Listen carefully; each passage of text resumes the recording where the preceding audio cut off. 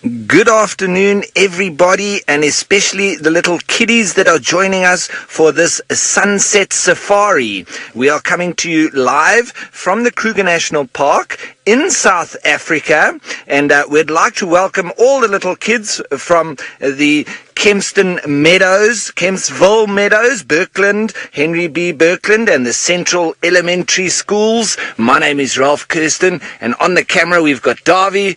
How's it, Davy? Now, don't forget to send your questions through your teacher, and we'll try our best to answer all your questions and your comments, especially around life cycles and living and non-living organisms. And for the rest of the viewers, don't forget to send your questions through the hashtag Safari Live on Twitter and on the YouTube live chat. And please join us on this interactive safari. It's about 30 degrees Celsius and about 87 degrees Fahrenheit, so a very warm afternoon with us here in South Africa in the southern hemisphere. We are relatively close to the equator, so I know mostly in America where you are watching, you will be a lot colder, and you're heading into spring at the moment. We're just about hitting autumn, so starting to cool off for us. But as you can see, a lot of the animals, they're feeling the heat, so everybody just relaxing up in the shade.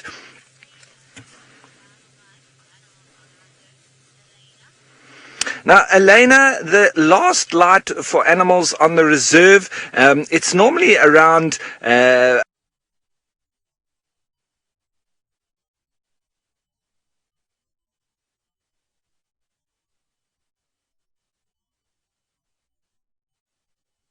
out those non-living organisms and the breaking down of all the rocks into sand.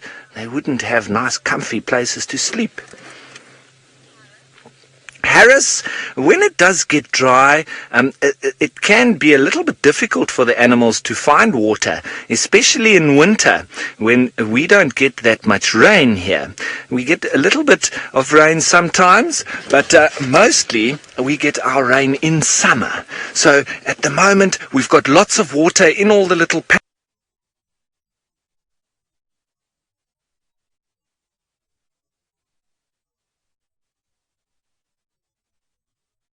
Again, everybody, you may have missed me the last time I said hello. I'm afraid our internet went down. That's very disastrous, of course. It means we can't send you a picture. But here we are, back again, and I'm going to be looking at things closer to the ground. My name is James. This time James, not Jamie, but James, and it's wonderful to be with you here in Africa. We have got Senzo on camera, magnificent example of Zuluhood here in South Africa, and he is going to be filming me, and we have got some interesting things down here. Now, I'm going to teach you something about plants today, in fact about all organisms that are alive, living organisms, because there's no such thing as a non-living organism unless it's dead, really. What we have here is a grass plant. Now, every single organism here, every grass, every flower, every insect, every spider, every mammal, has a Latin name. And I'm going to teach you the Latin name of this grass, because it's such a fun name to say. Its English name is the carrot seed grass, but its Latin name, are you listening carefully, everybody, is Tragus berteronianus. Okay? It's two words. Tragus is the first word, and the second word is berteronianus. And so we're going to say it together. On the count of 3. 1, 2, 3. Tragus berteronianus. Once more. Tragus berteronianus. So now you can go running around the playground today shouting, Tragus berteronianus! Tragus berteronianus! And you'll remember this special carrot seed grass. And the reason that I don't like this grass very much is because if you pull these things off, you pull these seeds off. Now watch what happens. If I stick them to myself, you see, they're like Velcro. Velcro is that special stuff that's used for straps, and you probably got it on some of your clothes or your shoes. And what this very clever grass does, although it's not very nice for us, it will attach itself like this to the hooves and fur of passing animals. So if an animal comes past here and kicks this little plant, this Tragus berteronianus grass, it will carry these seeds with it.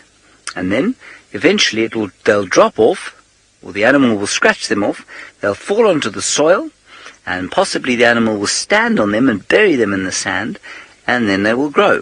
So it's really quite clever to have these seeds. But if you get these seeds stuck in your socks, you have to throw your socks away because you'll never get them out again. So that is the very special grass called the carrot seed grass, or, altogether, Tragus berteronianus. All right, let's go back to Ralphie. He's got something called a wildebeest. I think you met it earlier on today, but he's still with them and wondering if they're going to go and have a drink, perhaps. Thanks, James. Yes, and, well, remember, I'm sure all you kiddies would have seen on The Lion King, the animals that stampeded when the hyenas chased them down into that ravine, and they all stampeded, and Simba got caught down there, and then Mufasa had to come and save him. Well, these are the same animals, the wildebeest, or gnu, as some other people call them, and that is the name that they give them because of the noise that they make. Because they go gnu, gnu, gnu. So that's quite interesting. But you see, still very hot now at this time of the day. And so they're very much just relaxing in the shade. And you can see with those zebras there as well, everybody just sticking together because they both eat grass. So the zebras and the wildebeest eat grass, and they have one common enemy, and that is the lions. So if they all stay together, they can very easily pick up on the lions, and maybe leopard, and sometimes hyenas. So they try to help each other out a little bit. And because they eat the same food, well, it makes sense that they move together as well. Emily, that's a good question. Impala, they eat a little bit more different plants. They will also eat grass, but they can eat leaves as well. So they're a bit of a mixed feeder. And they can survive in different habitats where the zebra and the wildebeest, because they only eat grass, they need to stay where there's lots of grass. And that's mostly out on the plains. And well, the impala do much better, and there's a lot more impala because of that around Africa, because they can eat a range of different food. And that's a nice male there, a big boy. He's got the horns. The girls or the females, they don't have horns. Okay, well, it sounds like Steve has found you a very interesting animal, and one of those that like to stay with impala as well. So it's like a team, like the wildebeest and zebra. Let's go over to him and see which animal that is.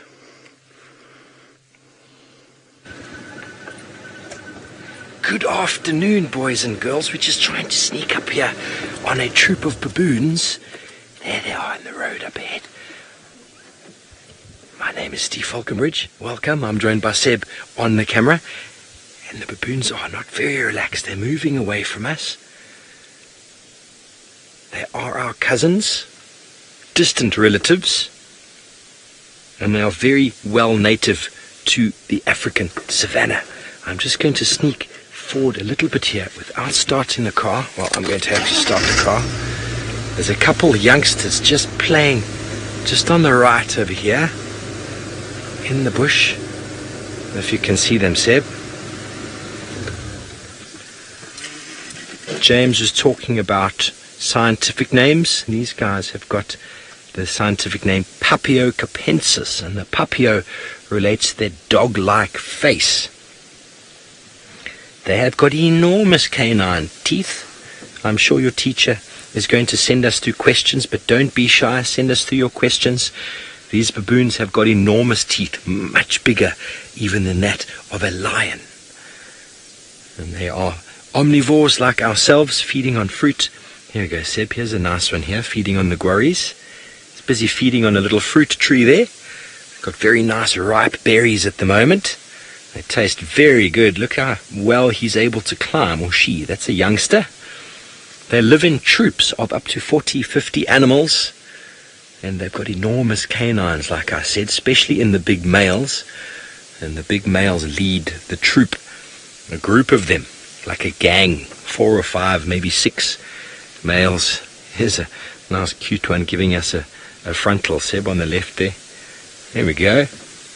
Don't you see your brother or cousin in there? I do. I most certainly do. Itchy face. Look how well they balance on that branch, though.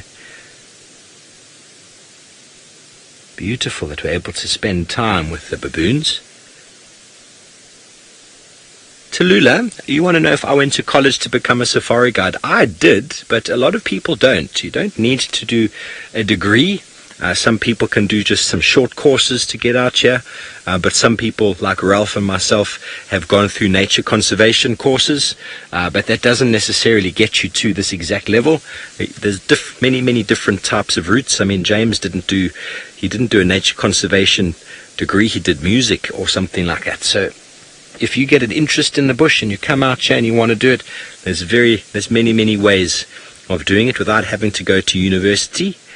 Lots of courses or places that offer short courses, a month or 2, 3 months in the bush. You learn all the practical stuff. But the one thing I must tell you is that it never stops. You never stop learning.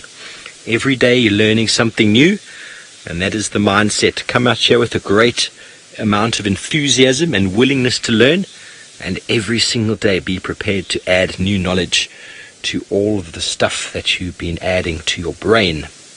Well, it looks like James Hendry is still on foot. Let's go up to him for an update. Well, I'm certainly not flying, everybody. I'm still walking, yes. And we've got here a very special little rodent. And this special little rodent is, of course, is called a squirrel. But what's really interesting about this small little rodent is that it's a baby. The adults are about twice that size, and that little one there is probably only about 4 inches long, excluding the tail, and the adults, I guess, would be about 8 inches long, including the tail, and I'm sure they've got a little home inside a hole here in this dead tree. And I wonder if there isn't perhaps another one inside, maybe another baby, or if the parents aren't somewhere around here. Maybe they're gathering nuts, which of course these tree squirrels do, just like the tree squirrels or the squirrels you've read about in storybooks.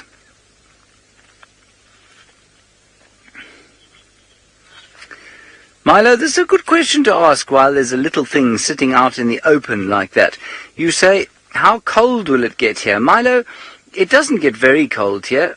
The very coldest temperature I've ever experienced here was 4 degrees Celsius, which is round about, it's probably about 37 or 40 degrees Fahrenheit or so. But it doesn't normally drop that cold. Normally, the very coldest days in winter would be about 9 or 10 degrees Celsius, which in Fahrenheit must be somewhere around 45 degrees or so, so it really doesn't get very cold. But a little thing like this will get cold, and so on a very cold winter morning, a little squirrel like this will be snug and safe inside a tree hole, hopefully with its mum or dad very close by, or perhaps a brother or sister, so it can stay warm. Look, it's coming through the bottom there. You see its tail in there? And now it's gone into it. Oh, no, it's back out again. There it is. I think it's on its own. I don't think it has any brothers or sisters, and I think it's waiting for its mum or dad to come back and bring it perhaps a marula nut to eat. It's just delicious. All right, we're going to carry on. Let's go back to those hungry, berry-eating baboons.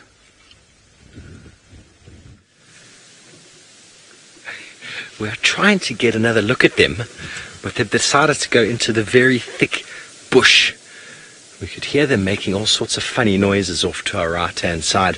Baboons are very much like people with their kids. They also need some discipline. You can see them walking there. Luke, you want to know what the baboons' predators are? And lion and leopard are definitely 2 of the main predators of baboon. But that is one of the reasons why they hang out in a group with big males to defend them, because they will confront a lion and a leopard if need be to defend their offspring. and their youngsters. But some of the biggest threats that come towards baboons are other baboons. So a gang of males might come in and try to take over this gang, and then that leads to a takeover, and that can be quite sort of damaging to the troop in the initial stages. But the strongest will always do what they need to do. I'm going to see if we can maybe try find another spot. Not playing the game. You have one? There we go. He's enjoying the sunshine. Keegan, they have long tails. You know why they have long tails? Mainly for balance. The tails, Tegan, maybe the tail, just like in monkeys, is mainly for balance in the tree. And if you ever watch the female walking with her baby, it's beautiful because the baby sits on her back like a Harley Davidson, leaning on that tail, almost like a big Harley Davidson bike rider. But I think the tail's primarily for balance. We lost the tail a long time ago because we started walking upright, and we don't climb trees that well. And I think if we had one, it would make our balancing in the trees all that much better. You can see that very dog-like face, can't you? Emmy, they hold on to trees with their opposable thumbs. You see, there we go. Look at his hands. His hands are very much like our hands, but then his feet are quite similar to the hands as well.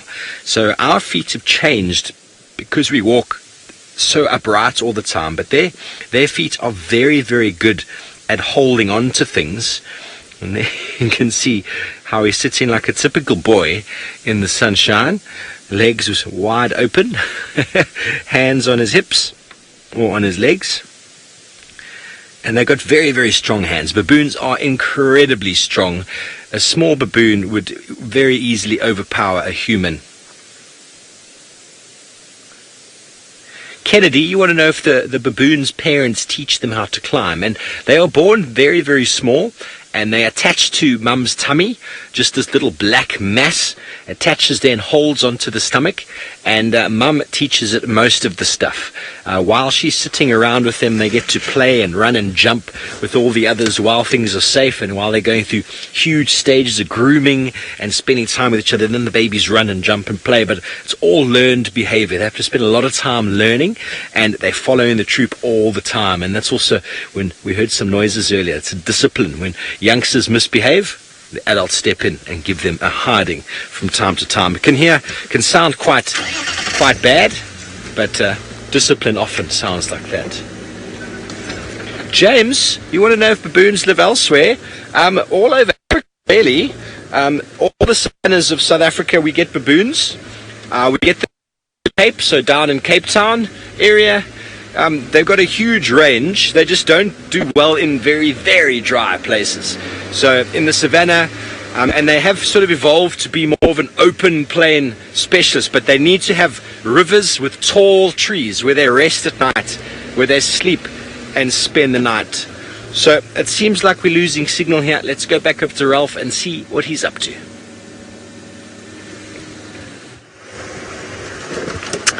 Oh, Steve, it seems like you guys have been having fun with those baboons. That's one of my favorite animals. Hey, I can sit and watch them all day.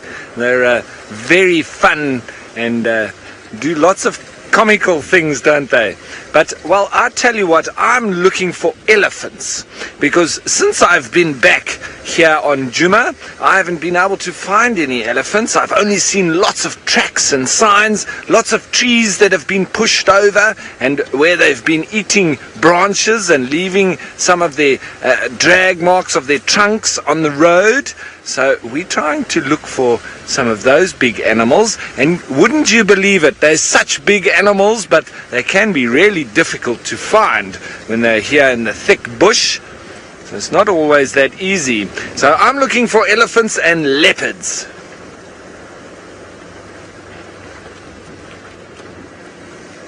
Zoe, well, we haven't really been attacked in our Jeep when we've been filming. We have had some animals coming very close and getting very inquisitive and curious of us. And well, we've been trained for many years as rangers, and we know the different signs that the animals give us, that when they're angry with us or we get too close, maybe they've got some babies or they've got some food or they're not in a very good mood, then we don't stay very long or we don't get very close.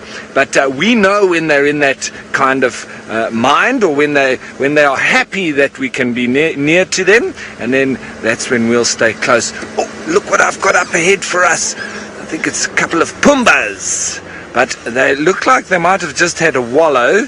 They are running. I'm not sure if we're going to be able to see them for too long, so we'll just have to wait and see. But there they are running through the bush. I might just pull off over here so that we can get a look at them as they... Oh, there they go. Shame they are scared of everything, because everything wants to eat them. So let's just see if we can get a little bit closer. There's also a little antelope running through the bushes. There they are. Let's have a look. There we go. Looks like mommy, daddy, and a little piglet. See, they're also going into the shade. It's also quite hot. But the warthogs, they like to go and wallow in the mud when it's very hot. And that's how they keep cool. I wonder where their little pool is that they can go and find. And it's very nice, because after they've been wallowing in the mud, then they like to go and scratch themselves on a tree or on a rock and get all the mud off, and it pulls all the little parasites and the ticks and fleas and gets rid of them, because they don't have a vet or a doctor that will take them and clean them and wash them. They need to look after themselves. And they now have disappeared behind the bush. Let me move a little bit forward and see if we can just see them there a little bit better. They seem to have relaxed a little bit. There, they're not too worried about us. That's nice. Now we can see them. Look at a lot of whiskers they got on the face, eh? Mommy and Daddy have both got whiskers. It's quite funny, hey? Hee hee.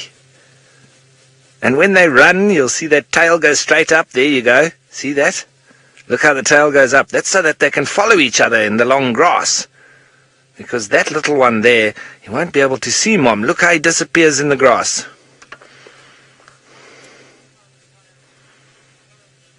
Now, Eloise, the warthogs wallow in the mud, especially when it gets very hot. So they try to cool off in the mud, and they also do it so that they can get rid of those ticks and fleas. They go and rub up against a tree, because the mud gets hard in the sun on their skin, and then they'll go and rub up on a tree, and the fleas and ticks get stuck in the mud. And then when they rub on the tree, the mud comes off with the ticks and fleas. So very clever are the pumbas, aren't they? Well, they've disappeared now, so I think we will do the same and continue up down the road. Speaking of long grass, it seems like James is in some, and let's go over and see what kind it is. He is in some long grass, and I mean a special kind of grass called Eragrostis, which means love grass. Isn't that amazing? It's called love grass. I'm not sure why. I think it's because the seed is shaped like a heart. Now, what we have here, you got him, is a little grasshopper. And there are lots of grasshoppers around here. Just as the summer season comes to an end, so the grasshoppers are all mature now. They're all adults, and they're laying eggs in the ground, and then eventually they're all going to die, I'm afraid, and then their babies will come next season. Because, of course, we're going into winter time as you go into summertime. And you see that one there. So that's one of them, and there are others that aren't quite so colourful, just hopping around in here. And if I'm very quiet, I'm going to put my head into the grass here, and then I'm going to be quiet for 10 seconds.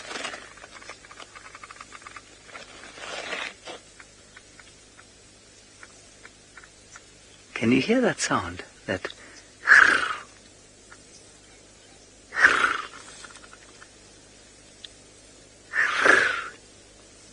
You hear that? It's loud. That's all of the grasshoppers talking to each other. It's their legs rubbing against their abdomen, so a little bit like a cricket makes a sound. They rub their back legs against their sides like this, and it makes a krr sound.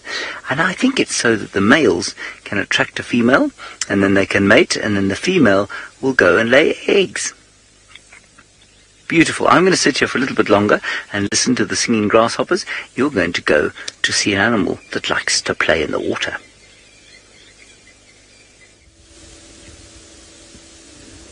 Yes, we have indeed. It doesn't just play in the water. They live in the water, spending most of their time. Wow, look at that. Fish eagle just came down. Sorry to change the subject. This fish eagle, which looks very much like your American bald eagle, came flying down to the water's edge. I don't know what quite it saw there. But the African fish eagle, beautiful, beautiful bird. They live in pairs for life, and they feed on fish, as the name implies. And although the hippo that we saw moments ago, you would think... Sarah Jane, there we go. There's one of the birds that we see. Excuse me,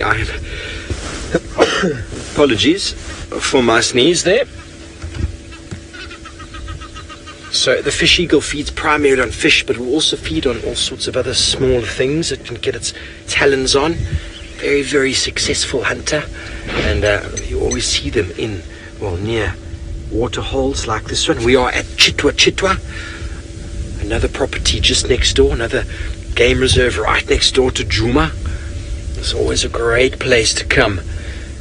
There's the lodge at the back there.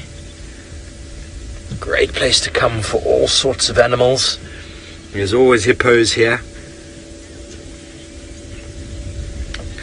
Ariona hippos, you want to know if they are dangerous. And yes, hippos can be incredibly dangerous.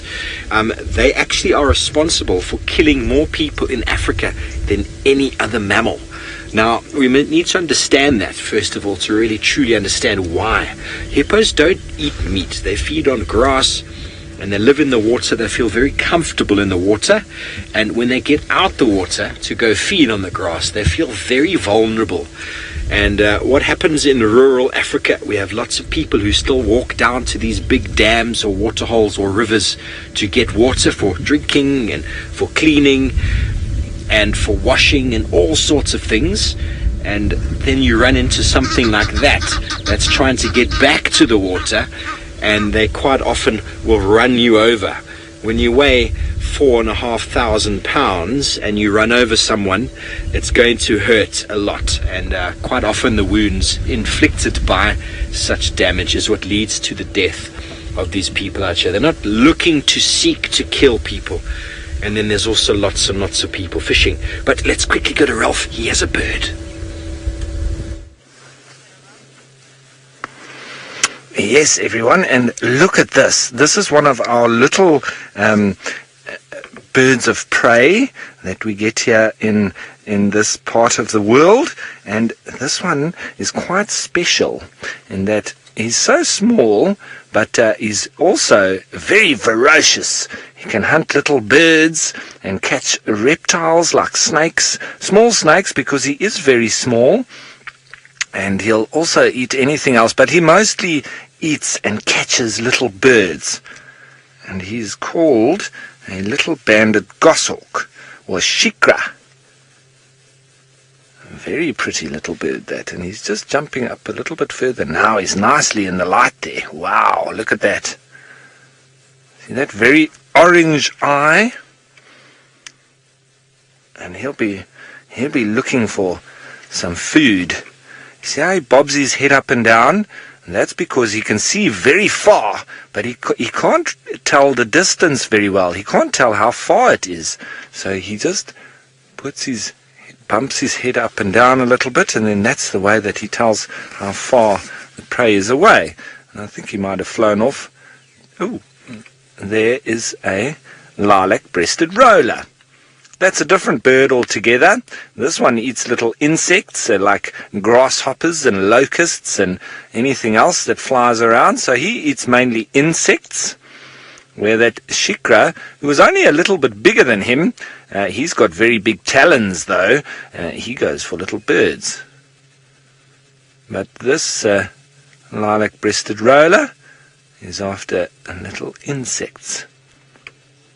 Very pretty colours, hey? So, now that we've spotted a couple of little birds, I think Steve, where he is at Chitwa Dam, he'll have a lot of birds to show you. So let's head on over to him. We do. There are lots of birds here, and there's also an aeroplane flying over our heads. I don't know if you could hear that, but it just buzzed us. Called a red-billed oxpecker. Oopsie, he doesn't like getting his feet wet. There's a juvenile, and he is feeding on ticks. Griffin, what do hippos eat, you'd like to say? You'd like to ask? I think I answered it a few moments ago. They feed on grass. With their very, very big mouth, they move through the savannah and they just munch, munch, munch. They're not very selective. They'll be eating all of those grasses that James is showing you. They don't have a very small mouth, so they just eat absolutely everything that comes in their way, but they're looking for grass, only for grass. Joseph, I don't know how many teeth hippos have. You want to know how many teeth they have?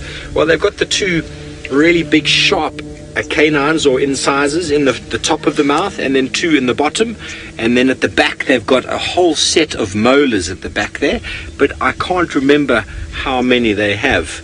There must be about 10 sets or so, but I'm only guessing right now, but it's not a lot of teeth for the size of their mouth.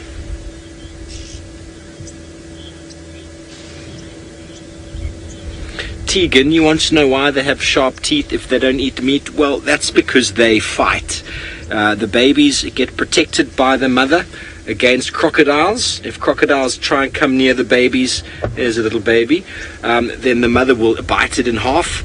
And the males, when they fight for territory and for dominance of females, they have enormous battles with each other, and those big teeth are used in huge clashes between enormous males fighting for the same patch of water. And also, if a lion or something outside the water decides to try and hurt them, well, they can give it a proper bite for defense and fighting.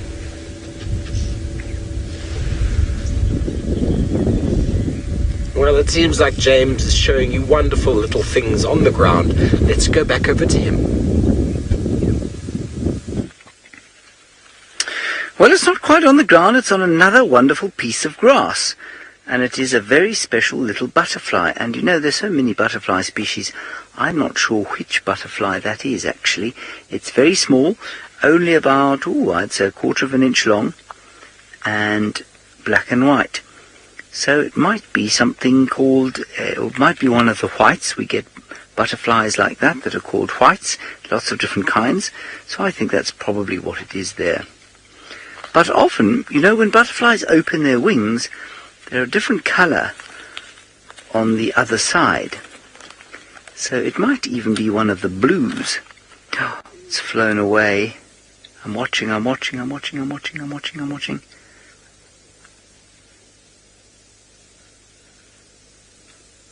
Let's not worry about it. Okay, so that was a nice butterfly. Now, if we come over here, in this amazing piece of grass, look what we have here. It is a special spider. And I think, if I'm not mistaken, it's a jumping spider. This is the kind of nest they make. And this beautiful little nest will have the eggs of the jumping spider inside. And it's so small that I don't think you can see it. That's how tiny the jumping spider is. Now, Milo and your friend, whose name I'm afraid I've forgotten, let's try and have it again. Gavin. Milo and Gavin, you're wondering about what cameras we use and what technology we use. Well, I'll tell you what, I'll show you. Let's leave that. Then I'm going to ask Senzor to give me his camera. Come over here, Senzor.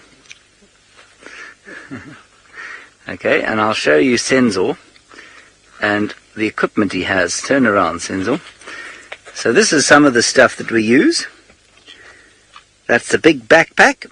And so what happens is the picture comes from the camera, goes into this backpack, and it goes up out of here, and it goes all the way along to a tower, which is, can you see the tower? Yes, there's the tower. Senzor will find you the tower. It goes into that tower, and then from that tower, there it is. So we're sending a picture from the backpack into that tower.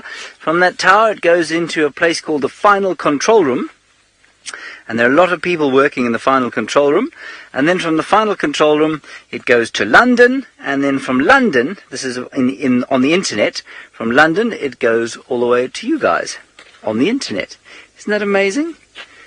It really is quite astonishing technology, and I'm afraid I can't explain more than that about it because I don't really understand exactly how they do what they do, these technical people that work with us. Yeah, so that's basically how it happens. All right, let's go back across to Steve. I'm going to have a small sugary treat on the end of this grass.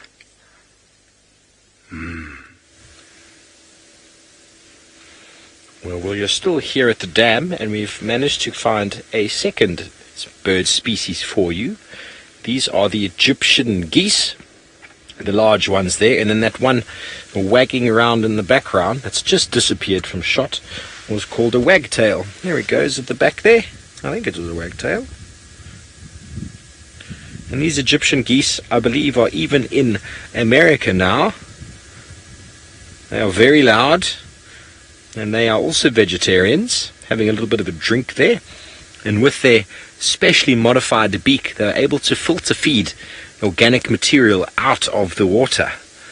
So they do very, very well here, because the hippos provide all sorts of vegetation in the water, because they feed on grass outside, and they come inside the water. Yes, they poo inside the water, and that feeds lots and lots of fish, and also the Egyptian geese will be feeding on the algae that's growing on the dead organic material that the hippos have brought in.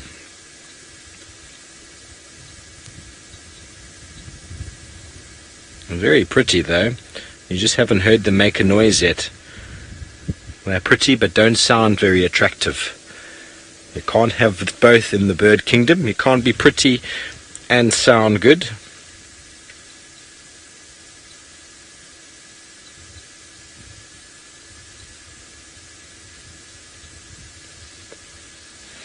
Troy, you want to know how the hippos swim? Well, they don't actually swim, Troy. They are just floating there. Well, they're just sitting on the bottom. The ground is quite, I said floating, but I didn't mean floating. They are basically sitting on the bottom of the water there. They just tuck their legs in to submerge themselves more, but they are not, in fact, swimming. They don't swim, even though they live most of their life in the water. These water holes are never very deep, and they can run along the bottom of the water to cover deeper areas, holding their breath for over 6 minutes. Isn't that incredible? That's a very long time. Well, boys and girls, thank you so much for joining us on this school drive safari, coming to you all the way from Djuma and Chitwa here in South Africa, the Sabi Sands. Thank you for joining us and your lovely questions and comments, and I hope to see you again very, very soon. And on that note, we're going to go back over to James on the bushwalk. Comments. Questions and comments. Oh, sorry, I was just having a small song to myself, everybody. Welcome to the regular drive, what we used to call the adult drive, until we realized that was slightly ambiguous in a very unpleasant way. So welcome to the regular drive. For those of you who have just joined us, please talk to us using the hashtag Safari Live on Twitter. Otherwise, you can use the chat stream on YouTube. Any of those things will work. You can send us your questions or your comments, or indeed you may send us your insults, as some feel compelled to do from time to time. They do, really. It's quite funny. That's very hurtful. Now, a very interesting tree here, Acacia exuvialis. And you can see that the thorns have been used as homes by many creatures, and I suspect mostly by the slender ant. The slender ant which doesn't live in vast colonies like many other ant species, likes to live in these thorns. I wonder if we won't find the husk of a slender ant here. I don't think there are any living ones. No, not quite. You can see the hole in here, though. The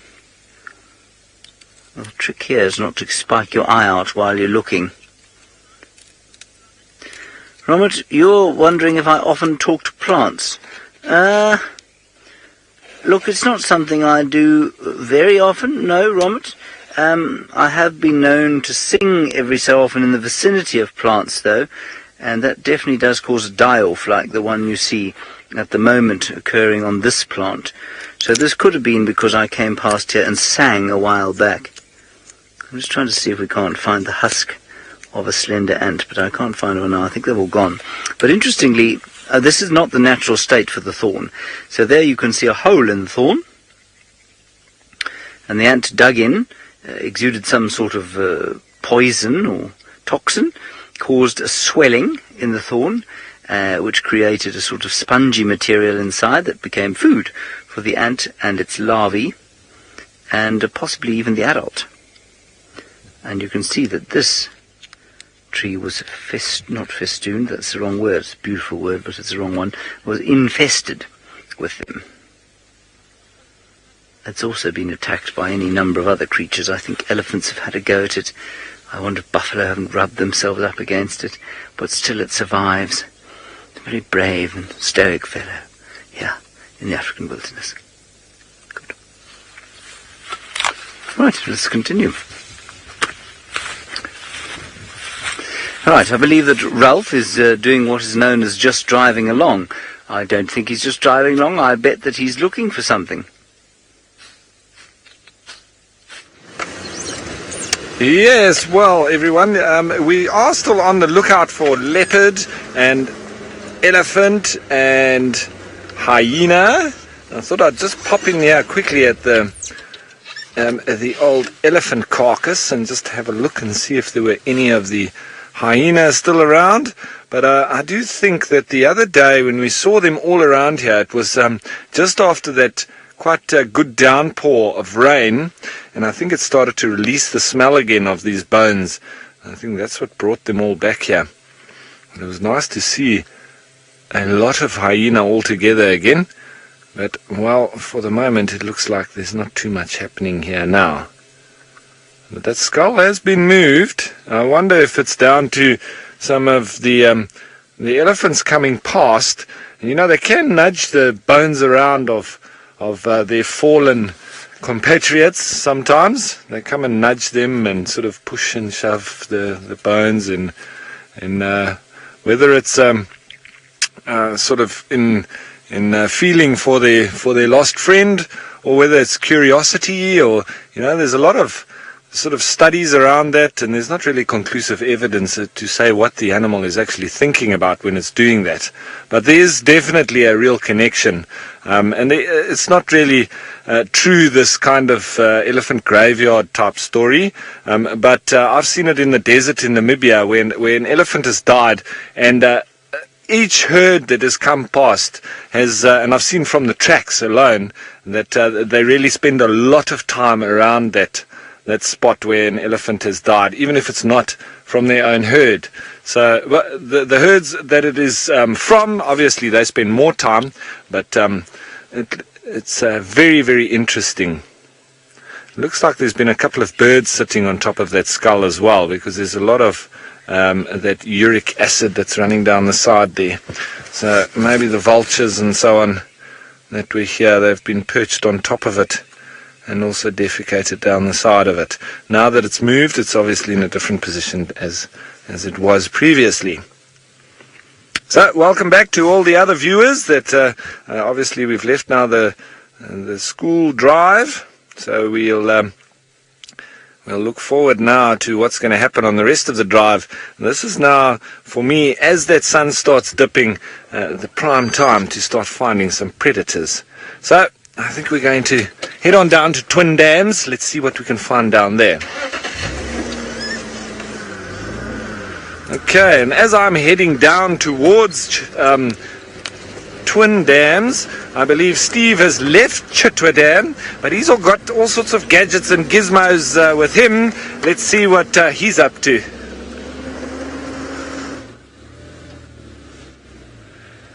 We're trying to not get stuck in the sand, first of all. We have left the dam, and there was a little bird party of southern black tits having a fight. Not southern, what were they called? There they are. Southern black flycatchers up at the top of that tree at the back. They're having a little bit of a territorial dispute, it seemed. They're very easily confused with the fork-tailed drongo, but have a look at how shallow that tail is. Not very thick. You can also clearly see in that image there that the eye is black. Where fork-tailed drongo has got a red eye. So a lot of people overlook these southern black flycatchers, and they think, ooh, that is a fork-tailed drongo, and it is not. The call is different. The bulk of them as well is different. They're not as big and strong in the bill and in the body as the fork-tailed drongos. And fantastic. But they are very similarly related. They are also a flycatcher, and they're a marvelous bird. So if that is a new bird for any of you out there, please let me know, because for years and years and years I know people that overlook those birds because they just think it is something it's not. So southern black tit is that we find around here. That is indeed the southern black flycatcher. And I have a theory of my own about the southern black flycatcher, and you're all welcome to challenge it if you like. But what we know about the is that they are very strong and aggressive birds, and a lot of birds leave them alone because of their nature. The honey badger of the sky, we call them. So I've got a very strong belief that the southern black flycatcher in fact mimics the appearance of the fork-tailed drongo, so as to go unnoticed and get by with a lot of things that they wouldn't normally be allowed to get by with. And that goes as well for the Fiscal Fly Catcher. Here is a fork-tailed drongo sitting at 9 o'clock. The same thing goes with the Fiscal Fly Catcher, which mimics that of the Fiscal Shrike. There is, look at the difference in the tail thickness there. And they behave in a very similar way. Okay, well, from our birds, we are going to be going over to someone. I'm not quite sure, because I'm not getting it clear in the air, but we'll see you back soon. Oh, I wonder what's happening there, Steve-O. You've obviously gathered the gremlins. But nonetheless, we're still out and about. We're here next to Twin Dams. It doesn't seem like there's too much happening here. A couple of Egyptian geese down there, and the ever-present blacksmith lapwings. They're resident. They won't be going anywhere. And I do want to go in the Mlawati, but I'm a little bit worried now that Steve has not got the best of signal, so I don't want to be getting into the same area as well. Well, same problem as well. So we'll maybe just stay a little bit in a good signal area. Okay, I've received the go-ahead that we can go and just test our luck down in the Mlawati. So I think that's what we're going to do. And while we try and see if we can find some elephant or leopard, let's go on over to James and see what he's been able to find. Well, we haven't found very much by way of large mammal, but we are sitting here at a little waterhole, and normally we'd expect in the sort of height of the winter, when it was very dry, and if there was still water here or mud, we'd expect to find perhaps buffalo, maybe rhino sitting here. But what we have found very clearly is evidence of hippo, and we're very glad that when we arrived here there weren't any hippo. You can see that's dung in the water, these sort of little dumplings of dung, if you like, floating on the surface there. And I was saying to Rexon, who's looking after us today, I said, where do you think it is? And he said, it's probably one of the ones in Buffelshoek Dam. Maybe it comes here at night, has a rest on its own, a sort of private pub, if you like. and then it moves on, but it certainly left its dumplings for all to see. It's a lovely picturesque little spot. This is the kind of place that I would sit and have an afternoon tea and perhaps a cream scone with some strawberry jam. Ooh, that would be nice. Nice thought, that. I hope those of you who are sitting at home with access to such things will now go and do precisely that, so that I might live vicariously through you. All right, so we're going to carry on from here. Where we are now is on Hyena Road, which is central northern parts of Djuma, and we'll probably head a little bit further towards the east, towards Buffelshoek Dam, and then from there, I suspect we'll turn around and head back towards the main Vuyatela Dam, where the dam cam is, because nobody really knows where Hyena went yesterday, so I think that's probably what we'll do today.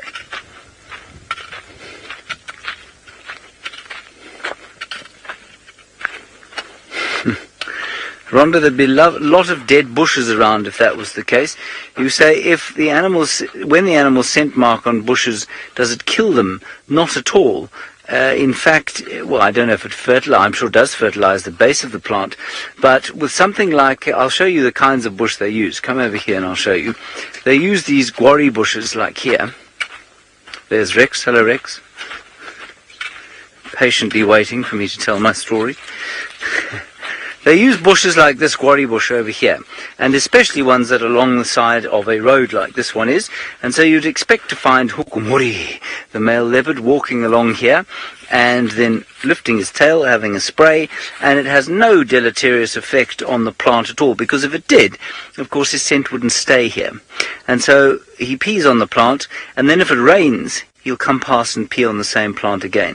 And they choose these guarri bushes, I don't think so much because they don't die from the pee. I don't know of any plant that necessarily dies from being peed on by a leopard.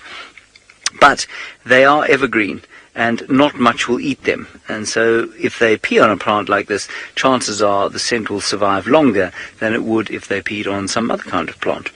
Hope that makes sense. But I don't think the pee-pee of the kitties manages to kill any of the plants out here. I can tell you, however, that when I was I moved into a house in Johannesburg when I was a guitar teacher, and I was renting it, and in order to save costs, I said to the owner, who used to send a gardener around once a week to do the gardens, I said, look, I'll do the gardens, you just leave them be, and then, it saves me the cost of having them. So he said, right, that's fine.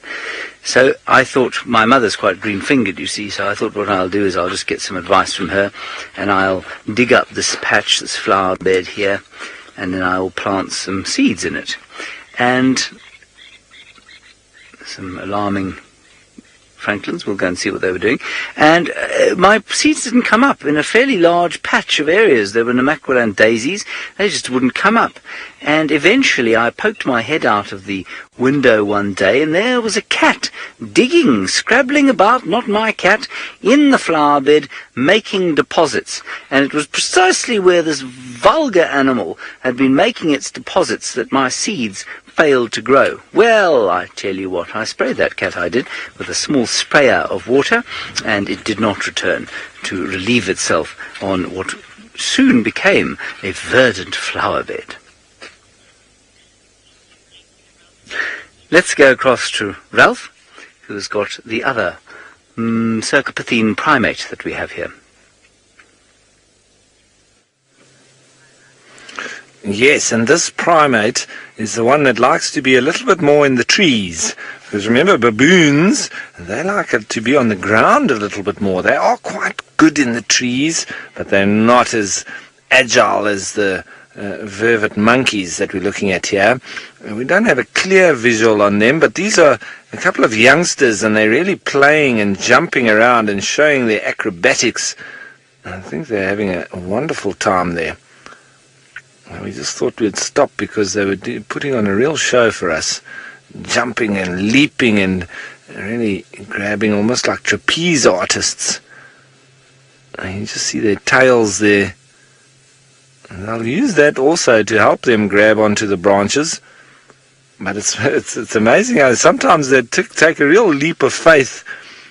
They jump and land in the thick leaves. There we go. There's one. It's real youngsters that are playing around. I wonder where the rest of the troop is. See, these are russet bush willows in front. I'm not quite sure what that is at the back. Oh, it looks like guarri. I think it's magic guarri. So there's no thorns or anything like that. That's why they can quite easily jump and not hurt themselves. And they, even at a young age, they know which trees. Look at those two having a wrestling match. They know which trees they can jump and play around on like that. I'm sure they're also eating the berries like the baboons were doing. And Gary, thanks for your comment that you like monkeys. I also like them. They're so interesting. You can sit and watch them all day. It's pretty much like the baboons as well. And they're very human-like in a lot of ways. And they are primates, so we are sort of close cousins. We do come from the similar lineage. But there's lots of fun going on here. And these guys playing around.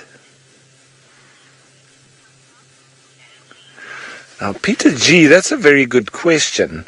The name vervet, or the origin of the name vervet, is actually eluding me. I'm not quite sure. In Afrikaans, they call it a blauw aap, which is basically just a blue monkey, which is a lot more descriptive, but I'd have to look that vervet. You know, I don't know if it's something closer to do velvet, you know, with their velvet-looking type coat that they have. But I'm not quite sure. Very good question. We've always just called them vervet monkeys. And it's really the only true monkey that we get in southern Africa. We don't get any others. We get different baboons. But the vervet monkey used to be extremely common, especially along the coastal areas, along all the forested and treed areas. But obviously with a lot of human encroachment, and especially people bringing dogs, they have suffered quite a bit. And also because of their habits of being quite destructive. There's one now that's showing himself quite nicely. There he is. Looks like a little bit of an older one. It looks like those teats are quite extended. That might be a mommy looking after these youngsters playing in the tree. She's doing a bit of babysitting. That's it. Come and show yourself.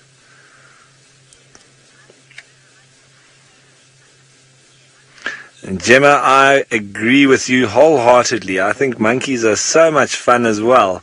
And they're always up to no good, playing around. They are a lot of fun, except when they get into your kitchen.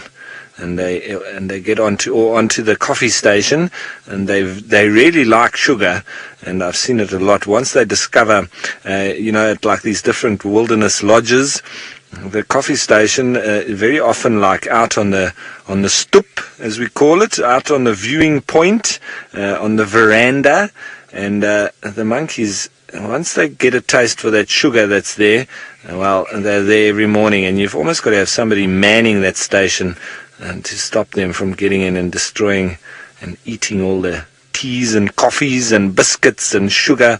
But the sugar is a definite winner with them. They love it. I remember growing up, when I was a young warthog, we went on holiday in the area of Cape Vidal or St. Lucia, which is now Isimangaliso World Heritage Site. And there's a lot of monkeys there, but there's also a lot of very high trees. And we used to go camping with caravans and so on. And one day the monkeys got into my parents' cupboard in the caravan where they had stashed all the sweets for there was quite a lot of kids around. There was a few families camping together, and these monkeys proceeded to go right up to the top of the trees and start to feed on, open this packet. And it was a big male eventually that came and grabbed this packet, and now he commandeered it from all of the rest. But he sat there in the top. Oh, there's a little baby there coming to mom. And he sat there, and as he was breaking open the packet, there were sweets falling down. So all the kids, we were running around on the bottom, collecting these sweets as the monkey was dropping them down. So it was actually, the roles were completely reversed, where we were the little monkeys, and he was the little human feeding us up top in the trees. And I'll always remember that. Very cute. But we also used to then, just to deter them, we used to just put in a plastic snake inside the caravan.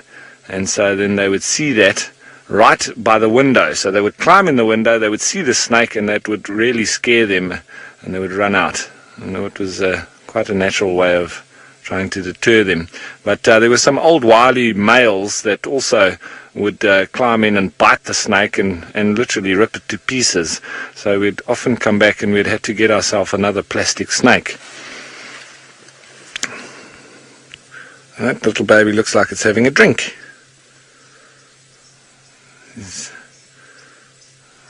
There we go. Hello, cutie pie.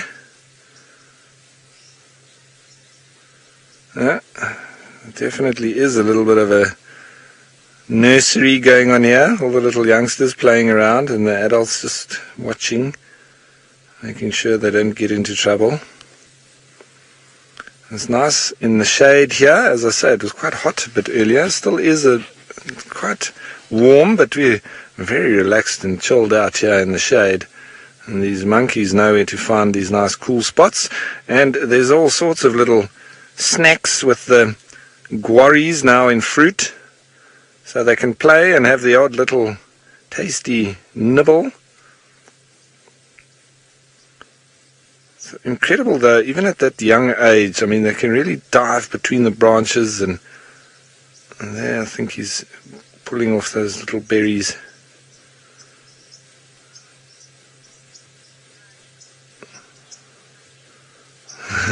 He's very cute, isn't he? Thanks, everybody commenting about the cuteness.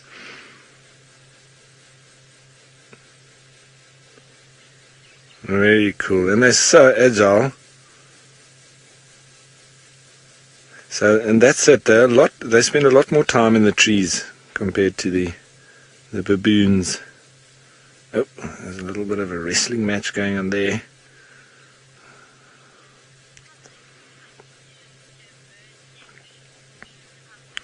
Mr. Public, monkeys can disturb birds' nest without, unwittingly, especially when they're playing around like they are now. Doves' nests, and especially the birds that don't really go to too much care in where they position their nests. Doves literally place their nests anywhere, really. And they're one of the birds that their nests get knocked out, they get blown out by the wind, they'll get bumped by monkeys, and they'll just go off and build another one. Well, I say build, it's not really a building. I can't even say it's a building, because they literally just put a few sticks together on a V or a branch, and that's their nest.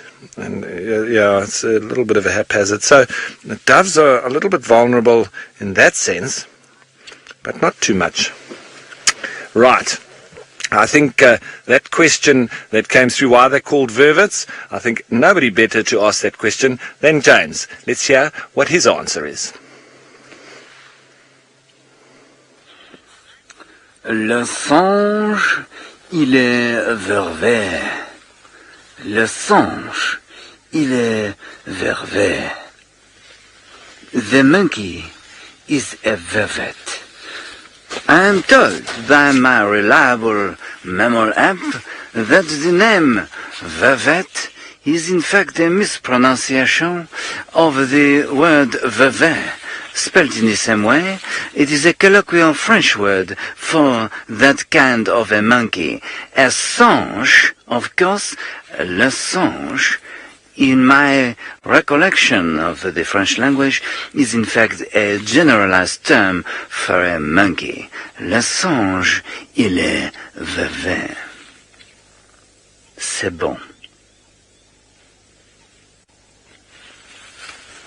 Did you like my beret that I had on there, Senzo?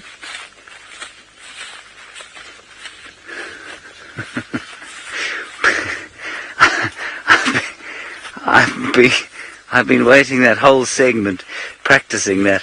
I'm so excited about it.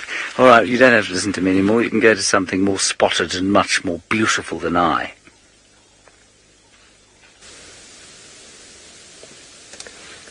The Duke of Djuma. We were about to set up the drone. Well, the drone is ready to go. And look who materialized. He's going to walk right between us and Peter from Ankoro. Not a problem. He picks up his pace just a little bit to get between us. But is that not a relaxed male leopard? He was just scent marking down by the dam, and there's some impalas alarm calling off to the right. You'd almost think there's a leopard nearby. We're going to follow him, but he is heading directly west, which is maybe not a good sign. There, you can hear the impala males rutting off in the distance. He's going to might get a vehicle in the shot in a moment. Let's turn around here, shall we? How marvelous is that? The Duke of Djuma materializes. There he goes. Yay! Wow! Everyone! Here he is.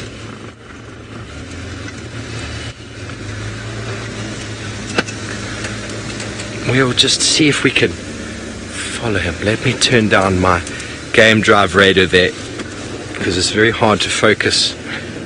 Obviously, when a leopard gets found, everyone gets very excited, and they all want to come at the same time. But we were the closest, and we're going to get him in a beautiful dapple afternoon light. I'm going to just stop there for a moment. Tammy, yes, I'm also glad he's scent marking, but I mean, he's right here by Chitwa, so maybe he's just making a much smaller sort of territory, not sort of pushing his way back into where he was, but who knows? He's up, he's about, he's definitely staking claim to this territory anyway, and there is lots of impala and water.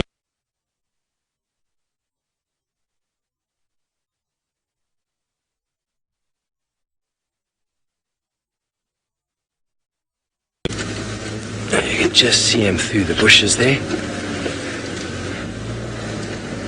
The Duke of Djuma materializes for a cameo on a Wednesday afternoon. Seb and I were considering going behind Chitwa Dam wall, and we decided to try drone first, and then he just popped out as he does, as the leopards seem to do in this area. They just sort of materialize. There he is.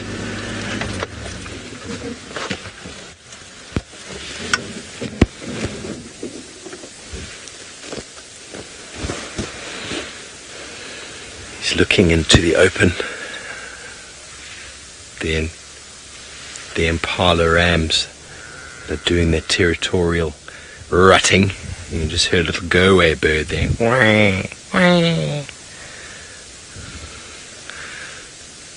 Marvelous. Let's try get in behind these two vehicles.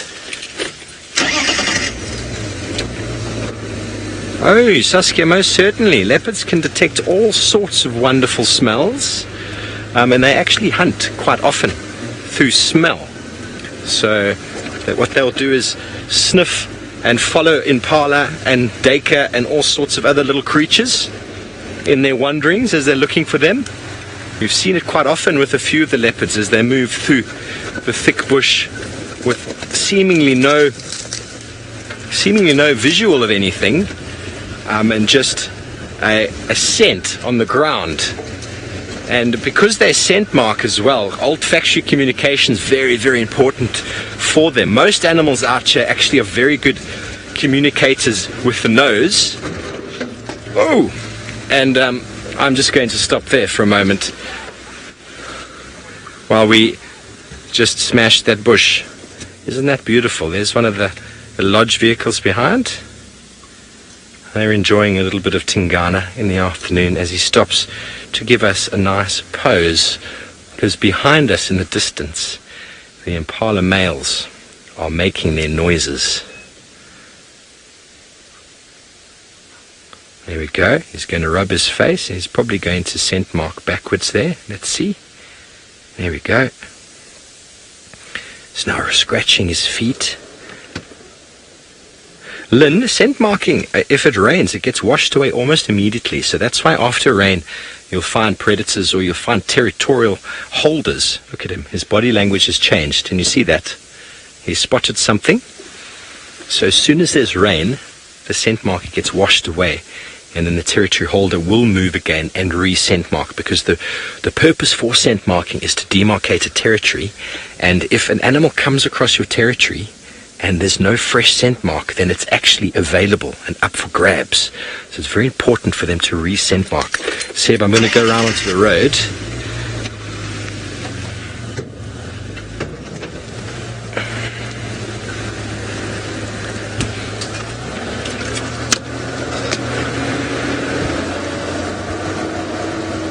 So that's why you'll often find after a rainy event, your predators or your rhino, territorial holders, rhino, wildebeest, as well as leopard and lion, will go back around and remark all of those areas.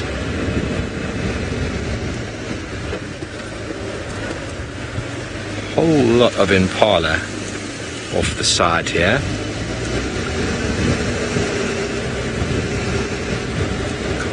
He's moving through the long grass over there. We're getting to our western boundary with Chitwa and little Gowrie. Just going to stop right there for you. And if he keeps going on this trajectory, that's about as far as we're going to be able to go with him.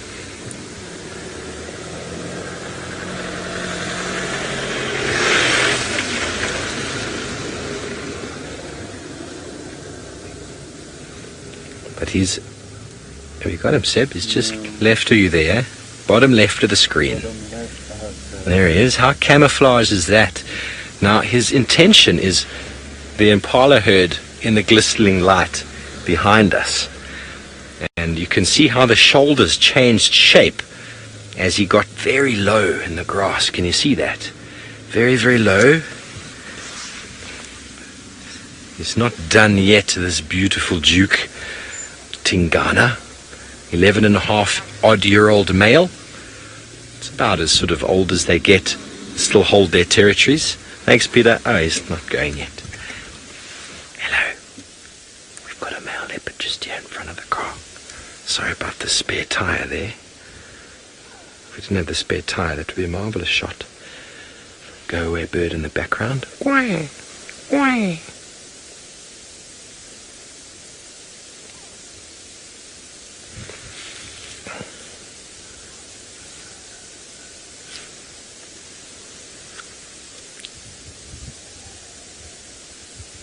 I don't know if you didn't see him there, but he just licked his lips.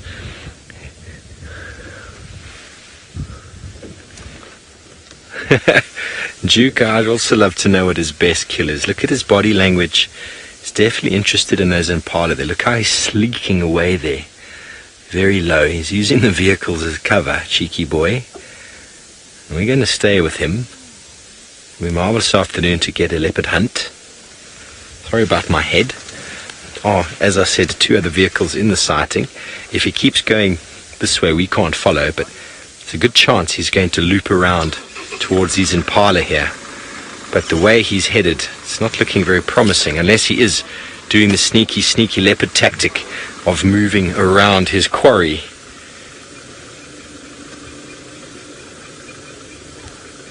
Okay, well, while we stay with him and watch his stalk in progress, let's go over to James Henry and see if he's stalking up to anything.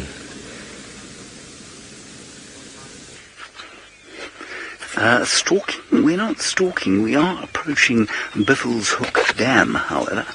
How's the old boy looking? Is he looking okay? Poor old fellow. No, apparently not bad. So here we are. We're just going to poke our heads over the dam wall here. Have a look and see if we can see what VM terms non-content. That is, of course, the hippopotami that live here. And then we'll find what can be described, I suppose, as secondary characters of ours. The family of Egyptian gooses and their 1, 2, 3, 4... Oh, dear. No? Still 7? 1, 2, 3, 4, 5... Yes, still 7 little goslings.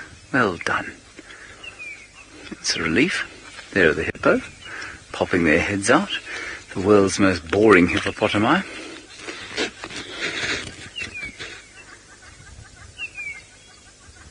So for those of you who are new viewers, that family of geese has lost countless clutches of chicks, or goslings, I suppose. But this little clutch seems to have made it. Well, so far. They're probably about, I'd say about a month old now. Maybe not quite that much. And they've still got 7 of 8 left. Now, I think you'll find that the hippopotamus here are not quite as entertaining as the ones in Chitwa Dam, because there are no youngsters. These are all adults. As we all know, adults are inescapably more boring than children. And so I guess this would be like me and Steve and Ralph sitting in the water here, whiling away our time. Sort of talking amongst ourselves, every so often doing a flip about and having an argument, but basically not doing a great deal at all. As opposed to Chitwa Dam, which is like one of the schools we deal with. Quite amusing from afar, but quite difficult to manage if you happen to be in control, which of course the pod master must be. Hi guys, are you on your own now? Have you lost your friends? Yes, the hippo. That's what I'm talking about. They're also very shy here. They don't tend to put their heads up much.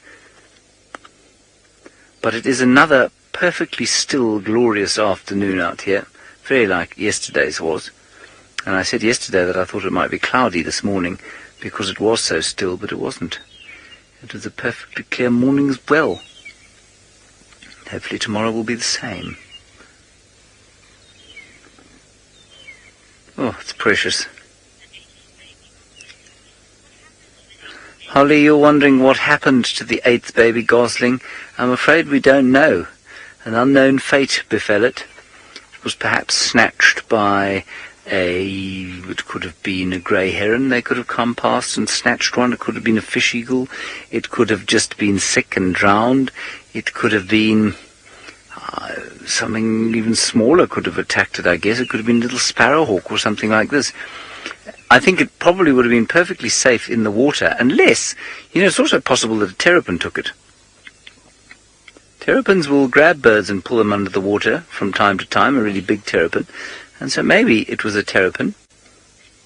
But also when they get out of the water, they tend to spread out a bit. And it's then that they're most vulnerable, because the parents are vicious. You try and get near those goslings if the parents are around, and they will kick up hellfire. I can only think that the parents, for some reason, be either distracted or unable to, for some reason, to chase off the predator. Gina, you're wondering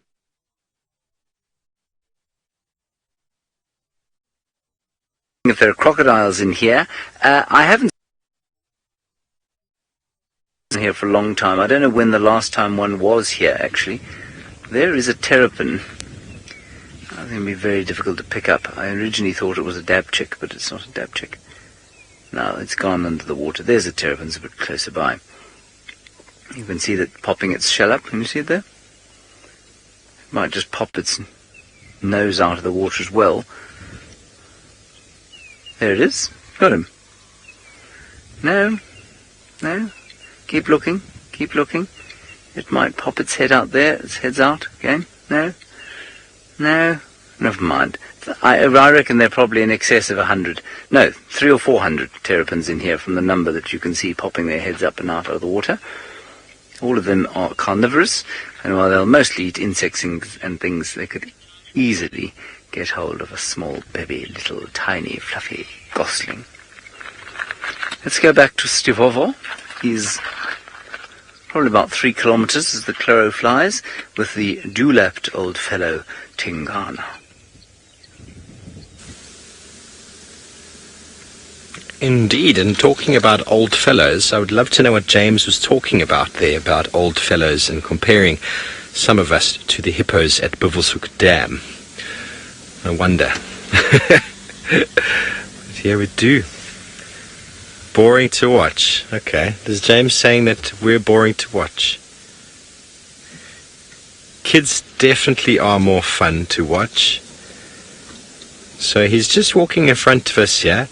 He's walking directly towards to the main road, Gowrie Main, so potentially going back to Djuma, or maybe in he's definitely interested in some impala. Definitely interested in impala here.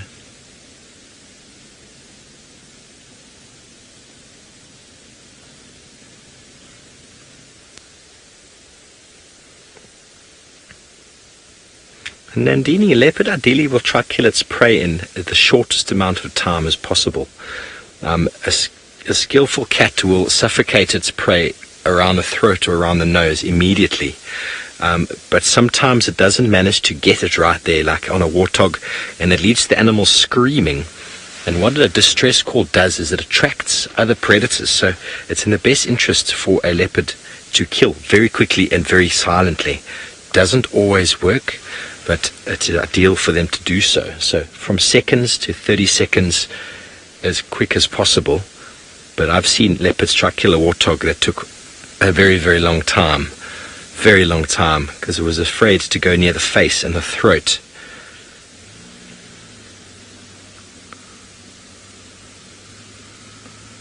The radio is alive with everybody wanting to see this beautiful cat, of course. So we are going to make some space so as to preserve some friendships in and around here, and I hope you're all okay with that. A lot of people would like to see a leopard this afternoon, and I think we've had a very nice look. We're going to move off back down to the dam and give these guys some space. Oh, well, there we go. That guy's leaving, so we can stay then. If these guys are going to stay, then we will stay. I was going to be very polite there, but considering as that gentleman has made a very nice space for us, then we will just stay. And if it starts getting loud again on the radio, then by all means we will make some space. We don't want to hog up all of the Duke's time, do we?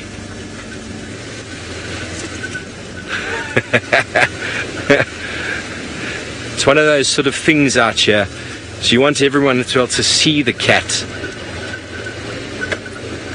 Minamu.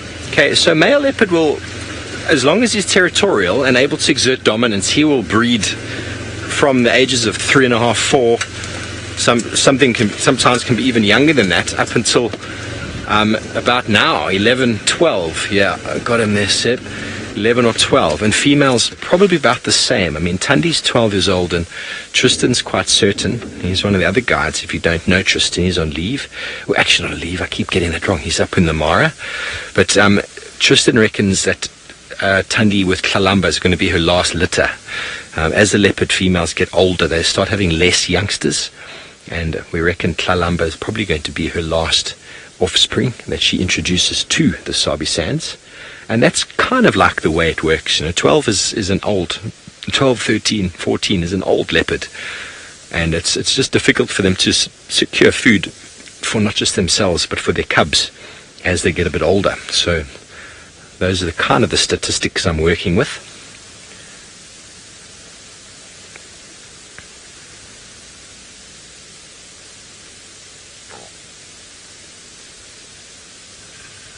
Saskia, there are many, many lodges in the Sabi Sands. There's Nkoro, there's Arathusa, there's Chitwa, where we are, Elephant Plains, Sylvans, and that's just up in the north. And they've all got a number of vehicles and a number of guests that come into camp. And so they're all out in these areas looking for these animals. It's why we have the radio, to communicate and to keep in touch. And so, for example, we were sitting there about to do the drone, and Peter, who comes from Nkoro, he managed to give us a very nice update that, oh, just by the way, there's a leopard here. We're like, okay, just by the way, we would like to come in and see you. And that adds to our lovely Wednesday cat special. And he's definitely in the mood for a little snack. Amazing how he just lay down there. Just lay down, and he's now invisible. So, for example, the one gentleman who's coming into the site now, his name's Ari. I actually trained him, eco training years ago. He works at Nkoro, and he was one of the vehicles that got me into the Tingana and Hosanna sighting on my interview. So without the radio and without assistance from these people, it's very hard to find these animals on your own. Yes, we do bump them from time to time. Yes, we do have a lot of luck. But trying to scour this entire reserve for wildlife on your own is very difficult. So using the radio can make it very, very easy, or a lot easier anyway. And so there is kind of like a respect. There's a sort of element of space, element of allow others to come in. And he is disappeared. And Tingana has decided to lay down. You can imagine if he wasn't moving, how would we know? Okay, well, we're going to wait for him to come out, and while we do so, let's go over to Ralph and see what he's up to. So, everyone, it looks like that's very exciting. Well done, Steve, on finding Tingana. And here we go with James, we've spotted them. Hello, James. Hi, guys. James taking photos of us as we're videoing him. Senzo, I'll drive you over, buddy. Hello. Hello, James. Are you going to have a look at the goslings? I'm trying to find these elephants. They're giving me the runaround. There's some, see, we can hear sounds of the north of the dam. Uh-huh. But we, of course, have got to head home. Which dam? The big one you're going to now. Oh, fantastic. Okay, well, we'll try and find him. Good. Thanks, Senzo.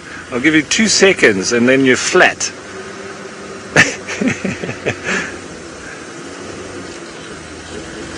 Beep, beep, beep, beep, beep, beep, beep. See you later.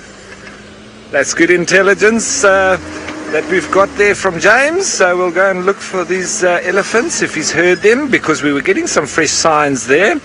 And great that Steve has found Tingana. And just some other news from the underground is that they've got Tundi and Cub over on Torchwood, and they're doing very well. So just so that you know, they've disappeared over that side, but alive and well. So James says just to the northern side of Buffelshoek Dam. Now, Sammy Jane, well, I was thinking exactly the same as you, wondering if there's any elephants here at all. I'm not going to stop at Buffelshoek Dam here because Scuba Steve is doing his usual disappearing act, and we won't disturb him. I think he's still waiting for his girlfriend to come back. But yes, it has been a little bit of a difficulty trying to find these elephants. Well, I know that they're here. We can smell them, we can hear them, we can see their tracks, but I haven't been able to see any since I got back. So that's actually my mission today, was to try and find some. But I'm sure they're going to give me the slip again as well. But let's see.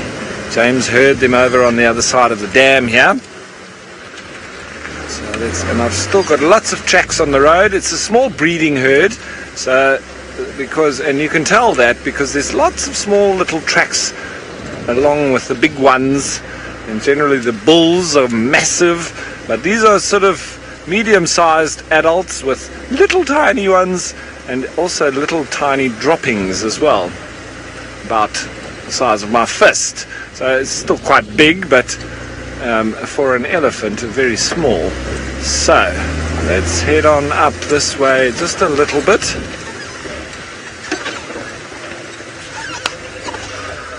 Okay, so while we follow up on this intel that James has given us, let's head back to him, James is doing something quite strange with his stick.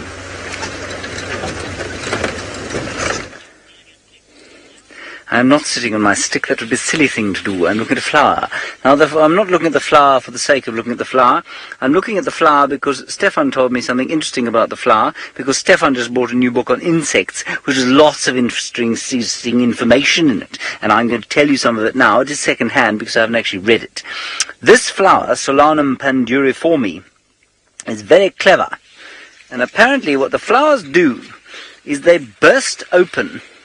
In fact, I don't think it's the flower that bursts open. I think it is probably the sort of yellow bit there where the pollen is. It bursts open when it is in the presence of a certain frequency of sound wave. Now, that sound wave is the general pitch produced by a bee's wings. So if a bee goes past like this,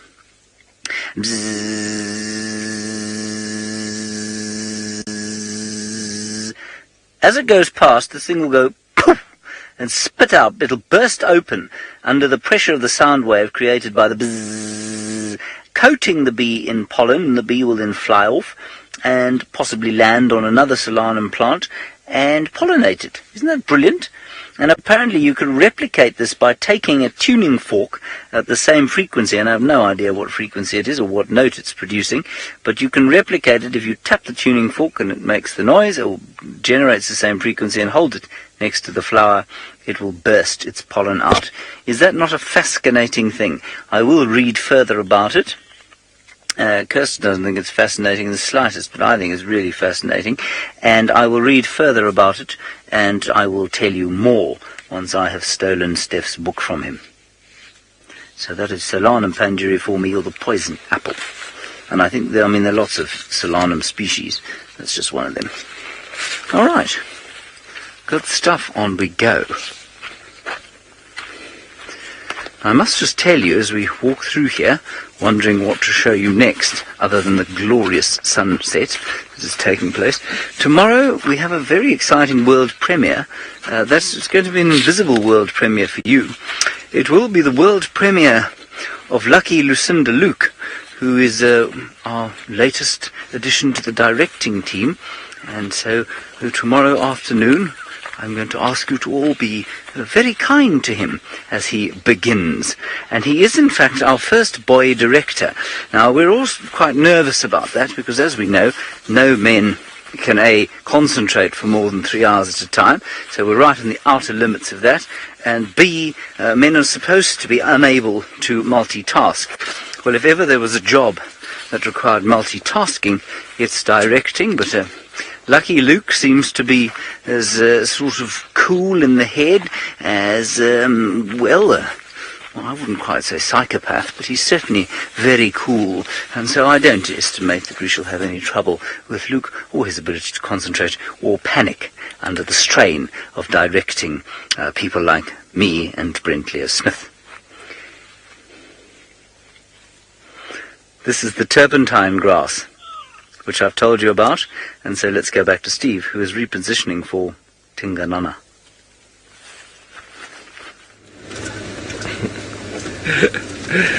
We're not repositioning. I'm getting out of Dodge because the radio is going absolutely ballistic.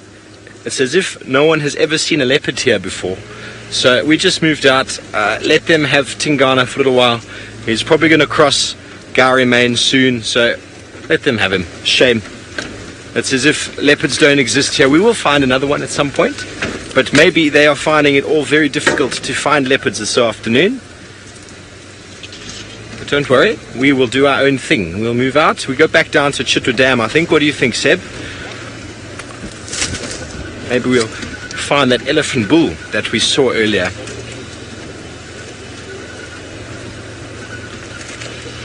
Hello, Matthew, age 10. Matthew, age 10, would like to know who chooses these leopard names, and essentially a lot of it gets discussed amongst the guides that work here, and then they kind of have a format and see what it sounds like and does it work. And I'm just going to pull over here because we've got an enormous amount of traffic all of a sudden. Let me just switch off and take a deep breath. Okay, there we go. Everybody is out and about this afternoon for a leopard, and the Tingana is probably going to cross the road very shortly, Matthew, into Torchwood over here. And there's also male impala right over here that he might be very interested in them. But so the guides that work in and around here, the local guys, they will come up with the names, or the names will be put forward, and then as a panel they will choose the name that's more relevant or most relevant. Sometimes it's got to do with the property that leopard was found on, where it was born, who found the den site, and then we kind of work from that. So I hope that answers your question. I think we might just move up here and keep our eyes peeled. What do you reckon, Seb? Because we know the Duke likes to come across and then back into Djuma, and all of those guys can't follow, so maybe we can be a bit sneaky here. The Impala will surely tell us where he is. Well, while we wait here for the movement of this beautiful cat to re-emerge into the open, let's go to Ralph and his search for elephant. Well, everyone, it's as I thought. These elephants have, like all the other animals, made their way off into Torchwood. So that's on our right-hand side here. And, well, we're not allowed to go there. So we'll have to make our change to the plan. And that's now, I think we're going to look for some of the alternative leopards a little bit closer towards camp. With Steve having found Tingana, I'm going to try my luck with trying to find Hosana. He was quite near to camp yesterday, and the area he moved towards last night is where I'm going to start the search. But having said that, I mean, he could be at Chitwa by now. He could be anywhere on the concession. He could be out of the concession. But that's where we last heard him, and he was around camp last night. Lots of alarm calling going on. So we'll head off and see if we can pick up with him. Who knows, maybe Shadulu is back on the property. So we'll head into that area where she likes moving around as well. So that's the plan.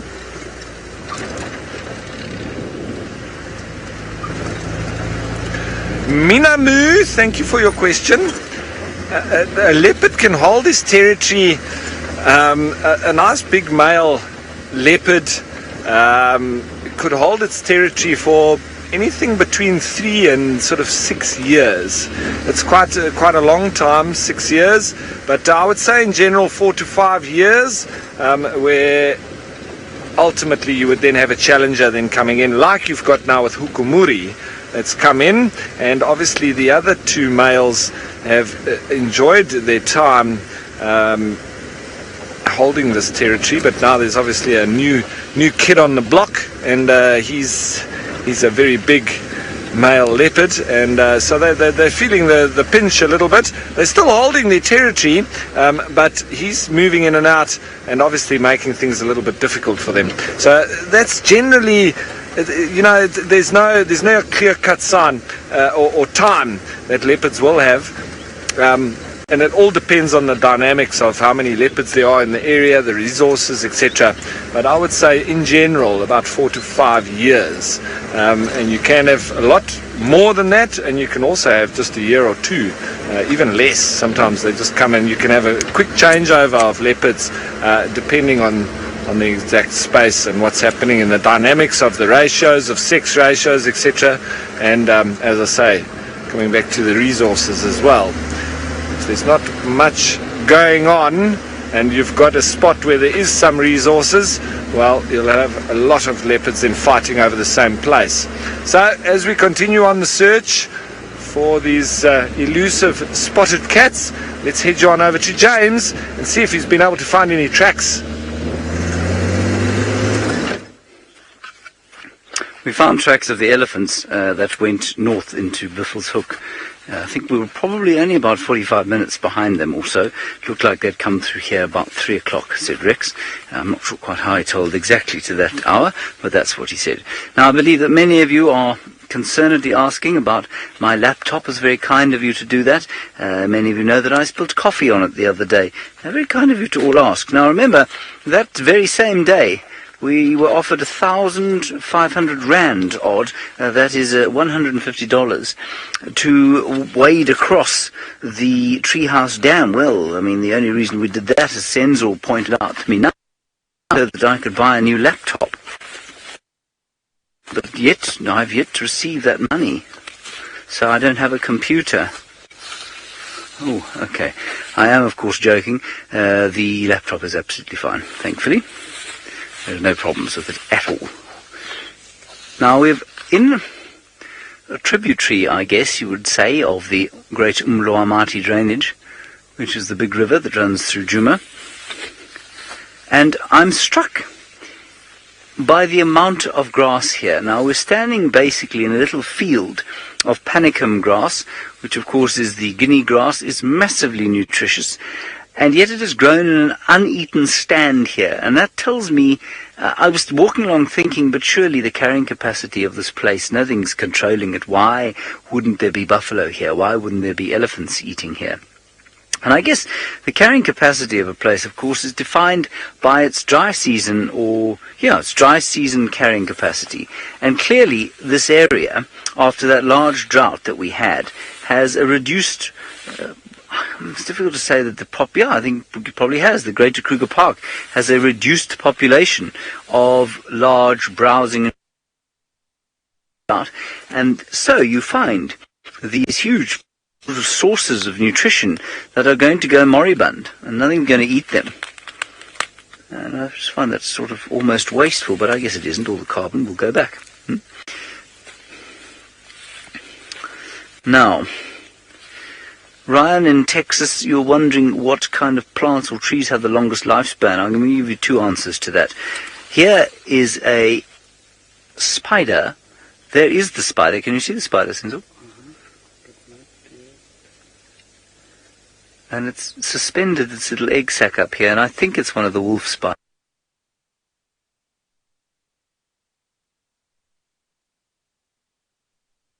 Behind. Just stand up. Okay. Every time Senzo bends over slightly, the signal moves. Okay, so there's a spider. It's suspended its egg sac there. I'll answer the age question while you have a look at it. Stay upright, Senzo. Don't lean backwards now. So the longest living tree out here, I would suspect, is probably the baobab. We don't get baobabs this far south. And so you'd find a baobab, I guess, the further south baobab is actually in the Timbavati, not too far from here. It's about, the actual tree is probably about 50 kilometers to the north of us. So that's where the furthest south one is. But in the Kruger, I guess that would be the longest living tree. But I remember a lecturer of mine at university once saying to me that grasses can sometimes get to be thousands of years old. And I said that's, everyone looked at her as though she'd stepped out of a piece of cheese.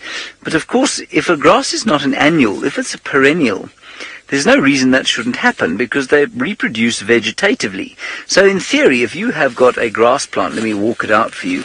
If you've got a grass plant like this panicum, and it seeds and it grows into a little tuft, and then eventually that tuft gets bigger and bigger and bigger, and what will happen is that it will split. The middle part might die off.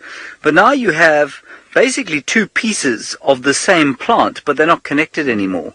But they were the same organism, and so they must be considered the same organism. And then they reproduce vegetatively, so they stick out little stolons or rhizomes, and another tuft comes up with exactly the same or identical genetics to the plant that is now, say, 3 or 4 feet away. And slowly, this very same plant sort of moves away from itself. And you can imagine how if the area is undisturbed and that plant doesn't die, there's no major drought, or it can even go dormant during a drought and then survive, you can see how this grass tuft or grass plant might survive A, very, very long time, and B, as the same organism but split miles from itself by just repeated years and years of vegetative reproduction. Huh? Can you imagine that? I think it's quite fascinating to think of something like a Thermida triandra plant or a little grass tuft being older than some baobabs. Because we tend to think of grass plants, of course, as being, well, fairly short-lived. Right. Oh, pangolin. Pangolin, pangolin, pangolin. You say, can I find you a potato? I feel...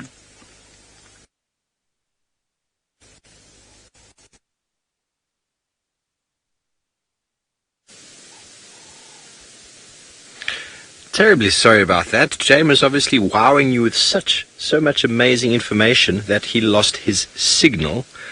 And we've had a beautiful waterbuck family walk all the way past through the long grass.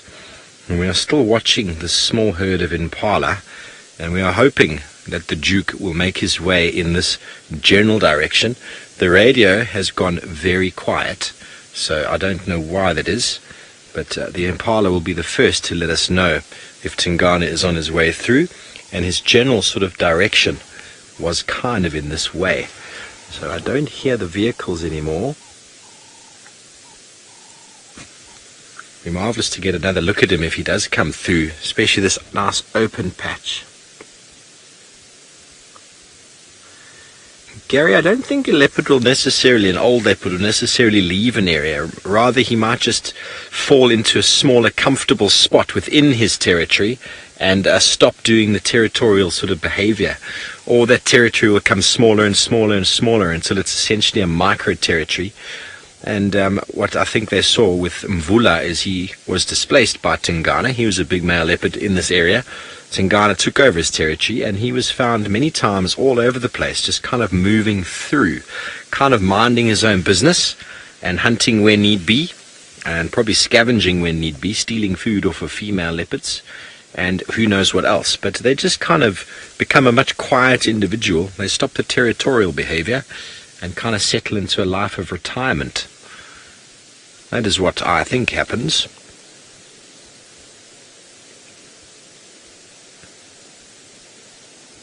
It's beautiful afternoon light on these impala.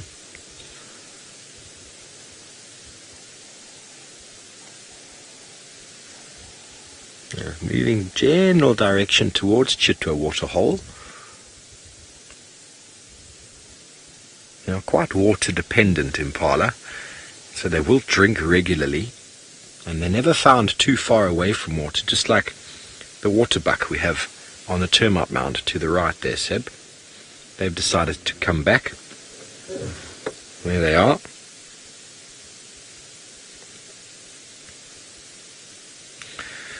Andrew, it is Sebastian Rombi. He is on camera, and indeed, I think it is magnificent camera work. It's so good that, and he is thanking you back, and it's so good that the waterbuck have decided to come back into a cameo pose on top of that termite mound. They are even more water dependent than the impala we just saw, and very bulk grazer. They need about 60 litres of water a day. They only weigh about 250 kilograms. A buffalo, who weighs 3 times that, needs 36 litres a day. So the waterbuck's need for water is enormous. And you can see it in their dung. Their dung is always very, very wet. But they have evolved to be in very aquatic, moist climates. And so their need to drink is very, very high. Maybe it's because they get so hot because of that big shaggy coat that they are sporting.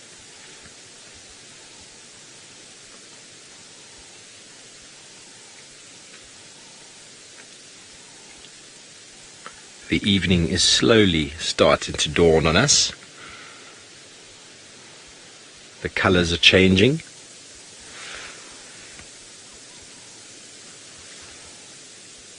I tried calling on the radio to see if anyone would give us an update about Tingana's movements, and nothing at all. Nothing at all. So we might pop out on the road there in a little bit and see what's happened. I know that one of the... Here we go. Excuse me, he's calling me now. Standing by.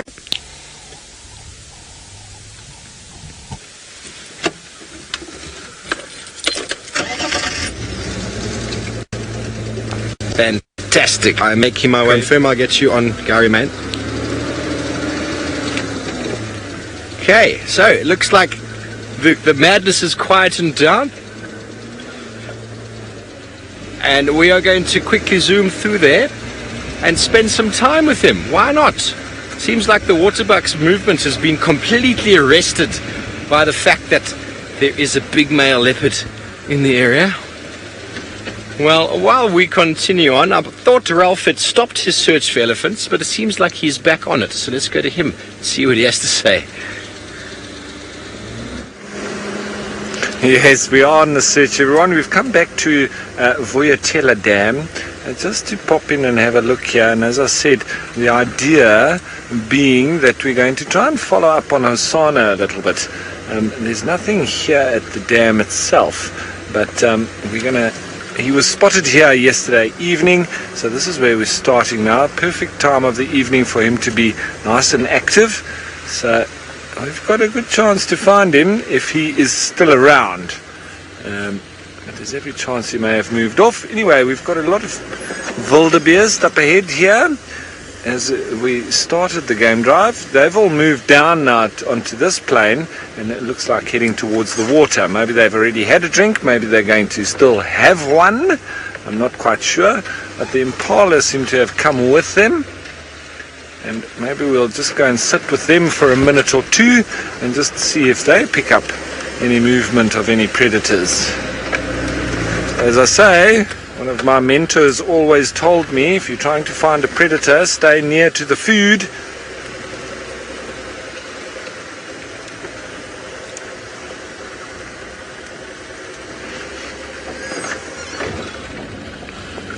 Here we come. I wonder where the zebra have moved off. Maybe they're still up on quarantine.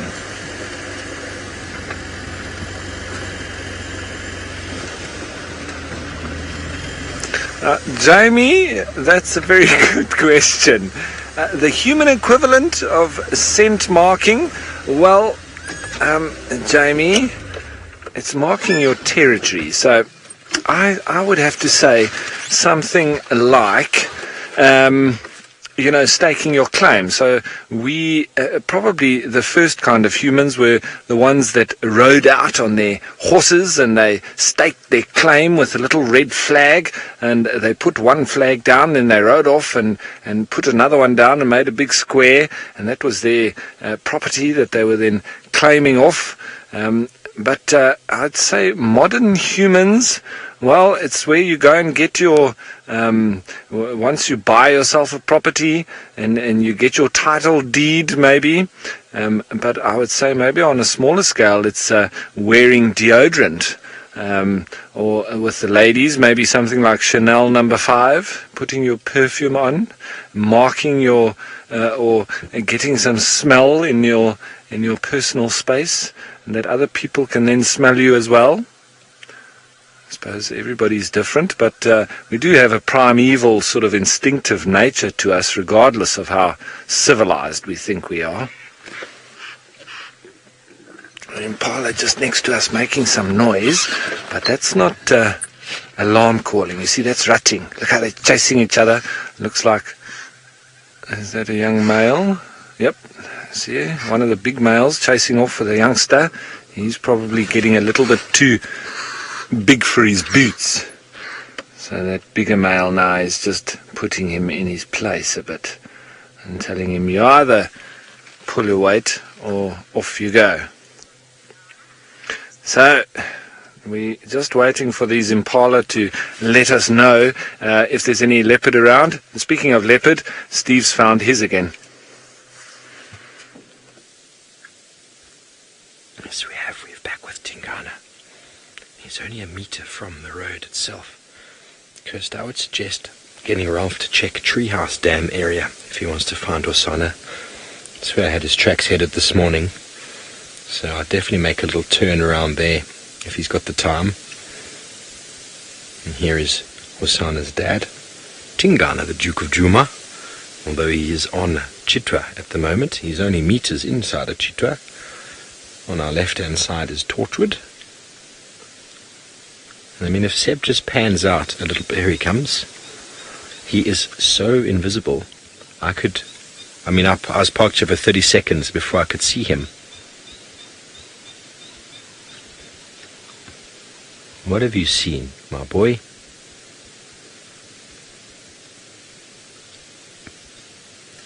There goes some waterbuck across the road in front of us there. Don't think that's what he was looking at.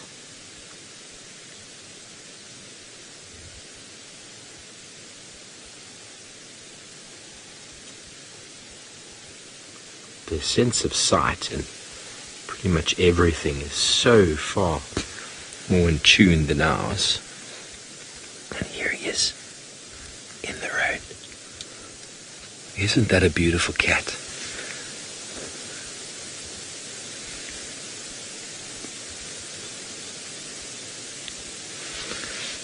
Yes, Monica, just gorgeous. And this is why we track on the roads, because they like to use roads. It's very quiet on their feet. They don't make any noise.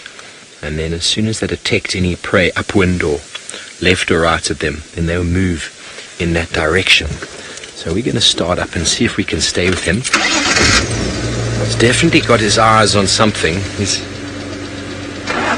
not sure what. We don't want to disturb him though. The aging Duke needs every meal he can get. So we'll just follow him. As soon as we spot whatever it is he's kind of having a look at. He might only be hearing something, because I couldn't see anything in the distance apart from that waterbuck that crossed the road. And that herd of impala were slowly moving down here as well.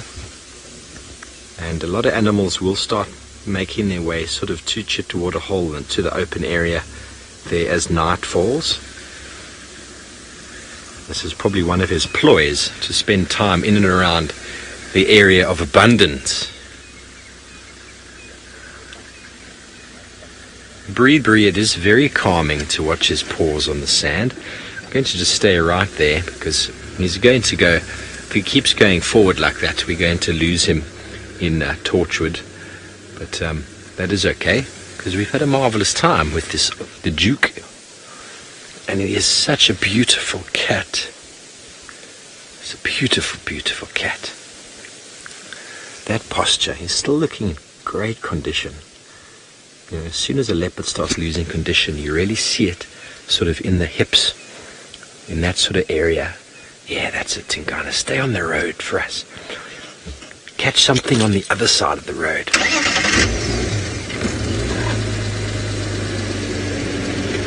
Andrew, if we go onto another property, it's essentially trespassing, so you don't want to do that. We should know better.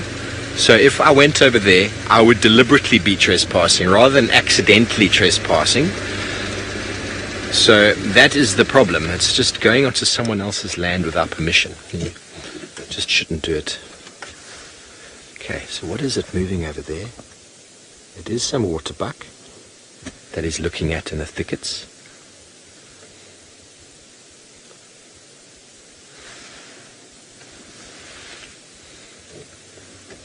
I'm just going to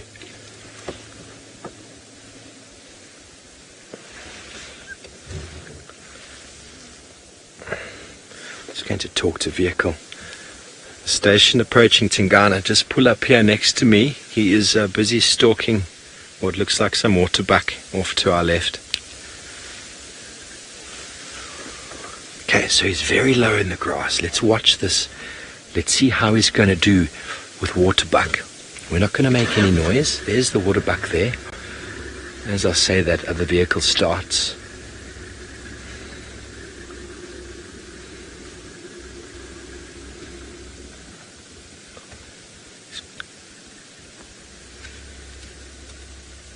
Just going to let Jos know. Yeah, Jos, he's got eyes on some waterbuck just up ahead there. So he might try and take a waterbuck. I've seen leopards kill waterbuck a few times in my life. Male leopards. I've even seen a male leopard tree a female waterbuck, which is an enormous amount of weight to go up a tree. He would obviously be trying to select for the smallest individual in the herd, and there's a small herd over there. He's just disappeared flat in the grass there on the Torchwood fire break now. He's just crossed the road. Gowrie Main. Chitwa is on the right-hand side, and Torchwood is on the left. And it's amazing how he has just vanished in the long grass. The grass isn't even that long.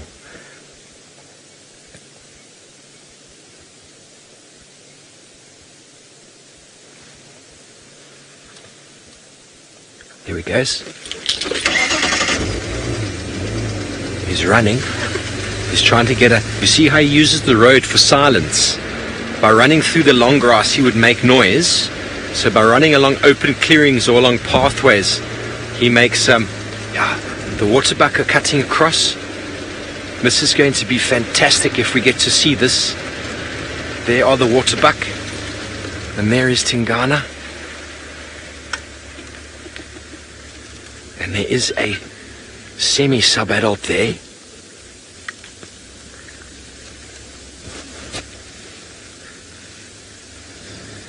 Ryan from Texas, he needs to be within minimum of 20 yards to be able to catch whatever it is he needs to get, unless the animal runs at him. If he starts his stalk, or should I say his chase, too soon, the animal will run away. A lot of these antelope are designed for speed and designed to run away from an animal very quickly. But if he can get within sort of that 15, 20 yard sort of distance, he's got a good chance if he's able to remain undetected. Very explosive speed over that distance, and he'll launch himself. But you saw how he ran in the road to lose any detection or make himself very silent. And this is what we see along major game paths, along these roads. That's why the roads are such an important area for us to check when it comes to animal movements. And as you can see now there, his tracks are going to be clearly in the road for anyone that would want to find him.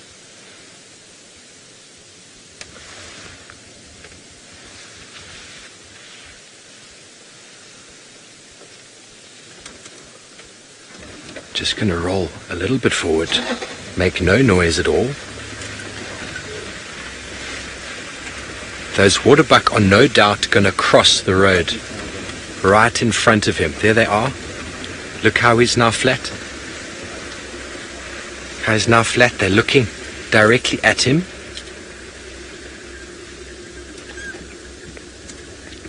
Waterbuck had no idea. If you'd like to, Kirst, most certainly. I think he's a bit far away from the waterbuck. They have no idea that he's there. There's the youngster I was talking about. He would like to take that one down.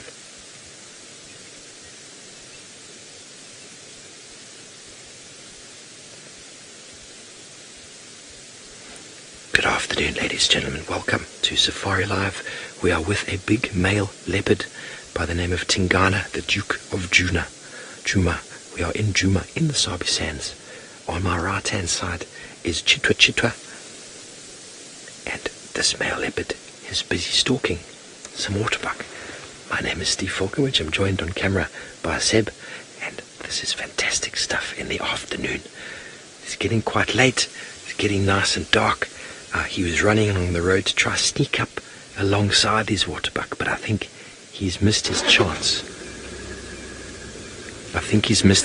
We are joined by other vehicles in the sighting, landowners from the north, and I think he's given up. That's how it is. The action can unfold very, very quickly, and it can end just as quickly. He didn't quite get close enough along that sort of line that the waterbuck were using. They are they're most definitely moving towards the dam, Chitwa waterhole, which is down towards our right. And he didn't cut them off quickly enough. If he'd gotten a little bit further forward, he would quite easily been able to try and catch one of them. But a waterbuck is no easy meal for a leopard. But he is a big 11.5, 12-year-old male leopard. He has been the dominant leopard in this area for the last 4 or 5 years. And he is the father of many of the youngsters around. Paula, he was watching something. The waterbuck crossed the road just in front of him. And now he was crouched down flat on the ground. and now he's gone from a very flat crouched leopard to a semi-flat leopard. So I think he's realized that he's missed, and he's conserving his energy now. But his ears are still moving. You can see how they're moving from left to right. This is the perfect time of day for leopards to stalk. They are very opportunistic. And if something moves and is edible, they'll definitely have a go. It's all about energy expenditure. And that's why the movements he's done to get into this position, he's now resting to recoup the energy lost. But I think the chase is over.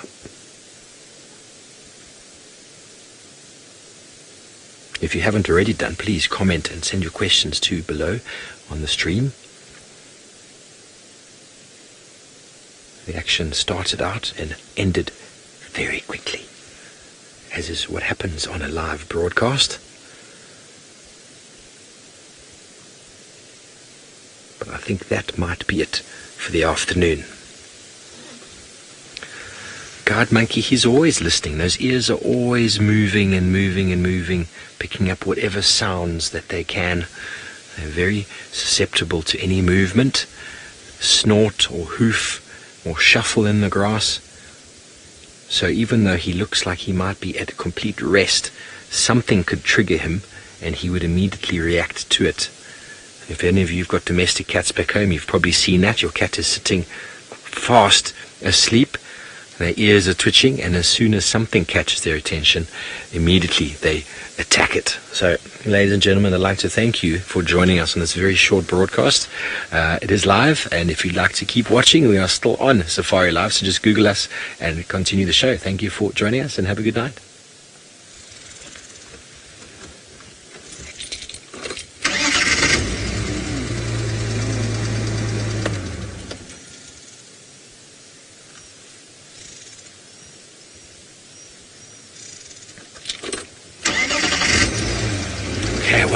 Still with us, folks, but I believe Ralph has managed to find himself his favorite animal.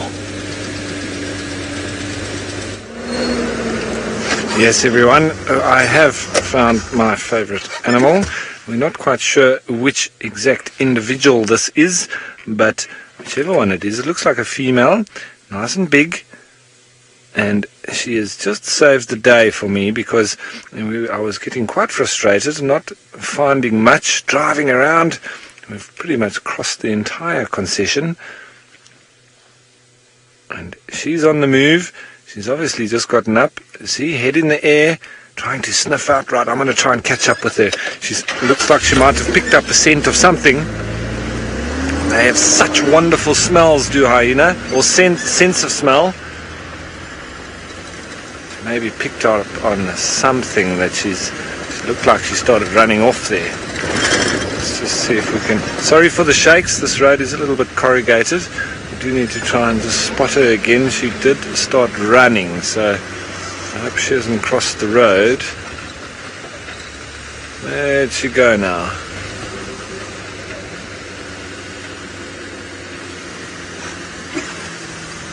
Up ahead, there she is. Yeah, she's going to cross the road now, I think. She's going to come onto the road at least. There she is. See that head up? Sniffing as she goes, trying to pick up any scents. Incredible.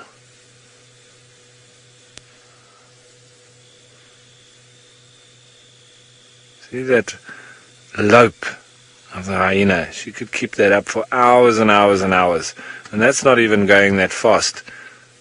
I've seen them going a lot faster than that for 3 to 5 hours. So let's catch up with her a little bit. Don't go that side, don't go that side. It looks like she might be going off into Torchwood, and if she is, we can't follow. It's pretty much where the elephants went, and like I said, it's pretty much where all the animals have gone. It seems it's all happening in Torchwood.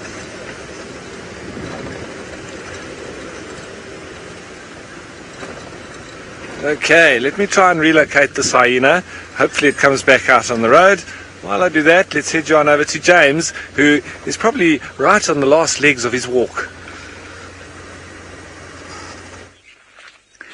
Well, we are on the last legs, and I'm remaining out here for Pangolin's sake. She or he is looking for a potato bush.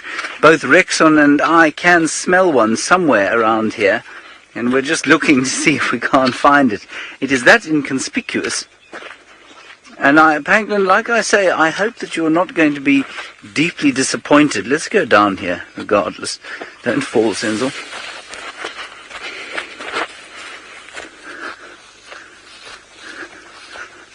They are pretty inconspicuous things, pretty unimpressive, but I will do my best to find you one.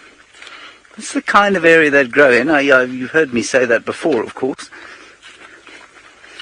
but I can't smell it anymore. They're a little bit like, I guess they're a little bit like cicadas.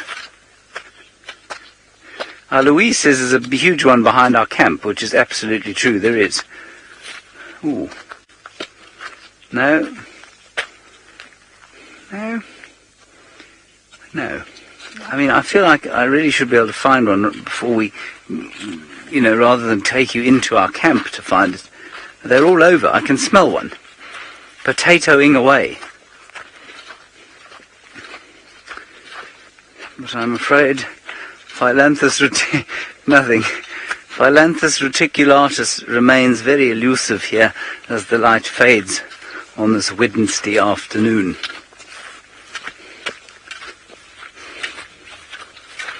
Let's just go up here quickly and see if we don't get very lucky. That light you can see, by the way, is the light of the dam cam, for those of you who watch the Djuma dam cam.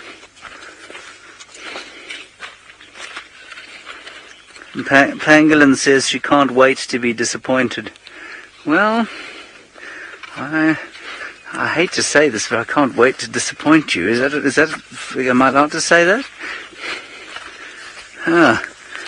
And who cares is also looking for potato bush? This is particularly pathetic on my part. The overwhelming sense of crushing pressure I feel right now. Let's look through this thicket. Ooh.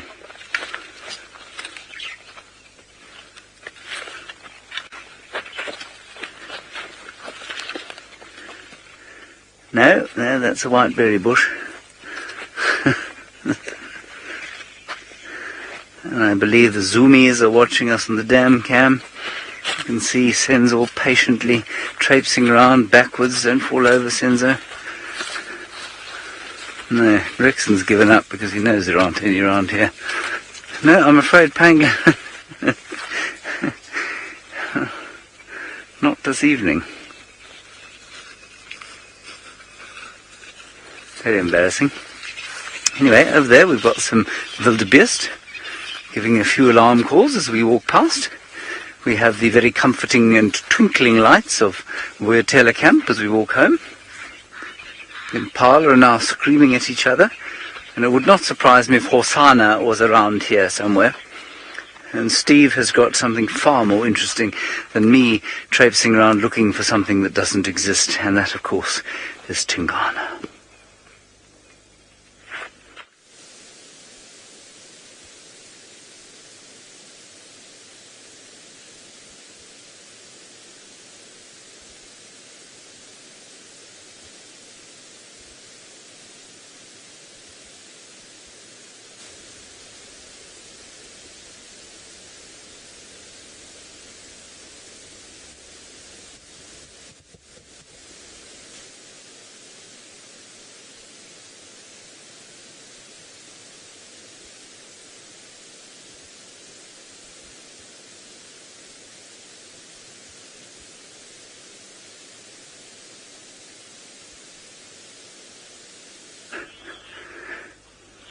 Sorry about that. Apparently there are some battery problems in the microphone pack, which I find absolutely astounding. Anyway, so it goes. I guess those batteries will need to be thrown away. We're still looking, can still smell potato bushes.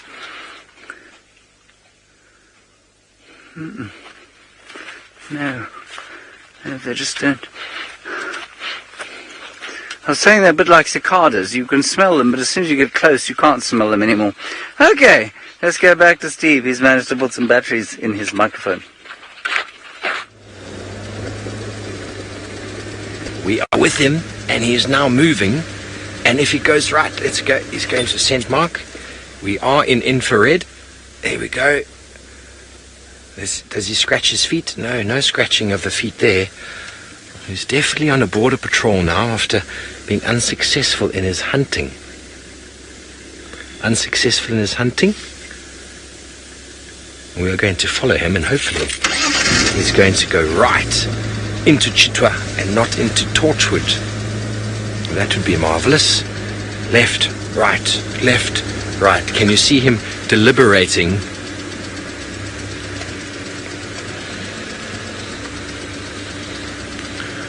Barbara, you want to know an interesting question. If cats are scent marking, then they definitely are advertising status.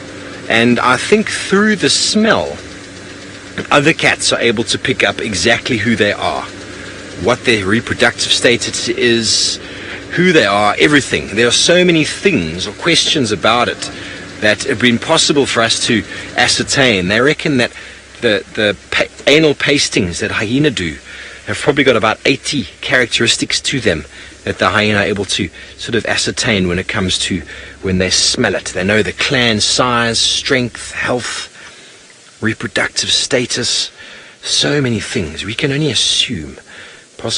Impossible for us to guess, though. Seb, I'm going to try get up on the side of him there, if that's okay with you. He is quite relaxed to the car, folks, so I'm just going to sneak up on the side of him.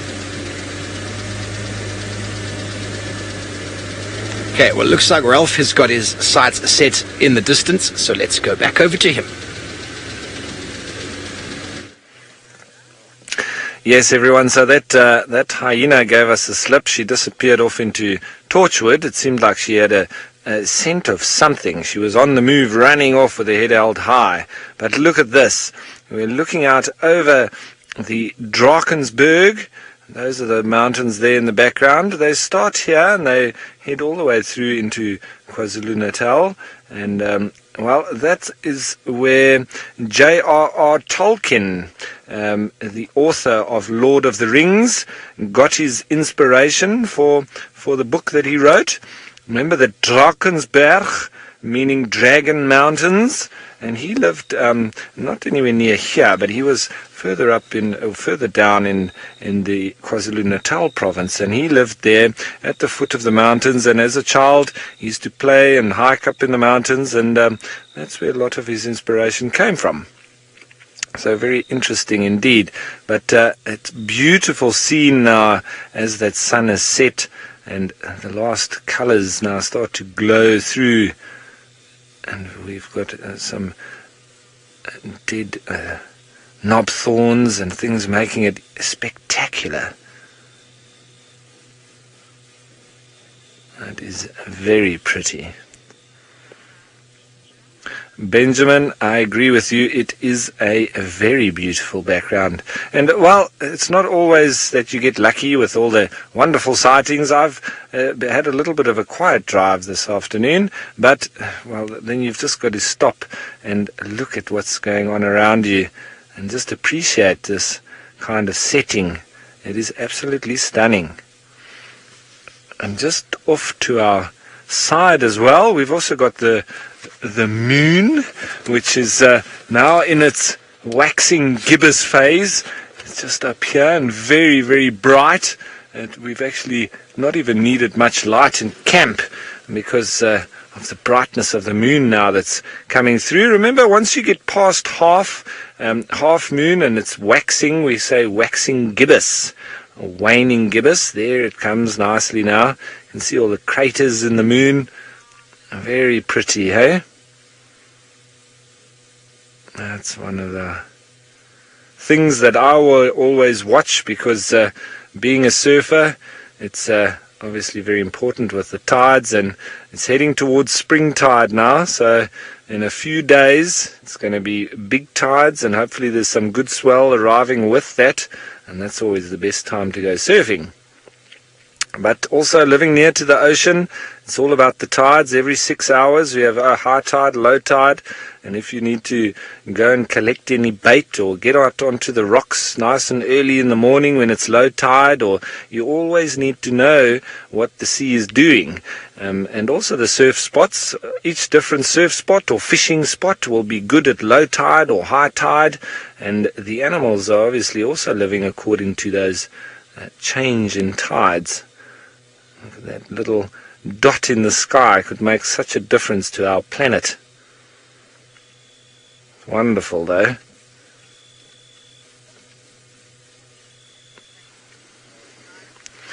So, from one lovely scenic picture that we have, let's head you on back to Steve with a beautiful animal.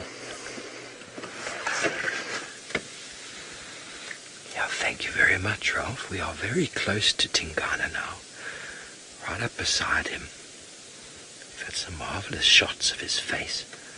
His ears are twitching in every direction, his eyes, his body's very alert, but he still has a bit of a cat nap in him.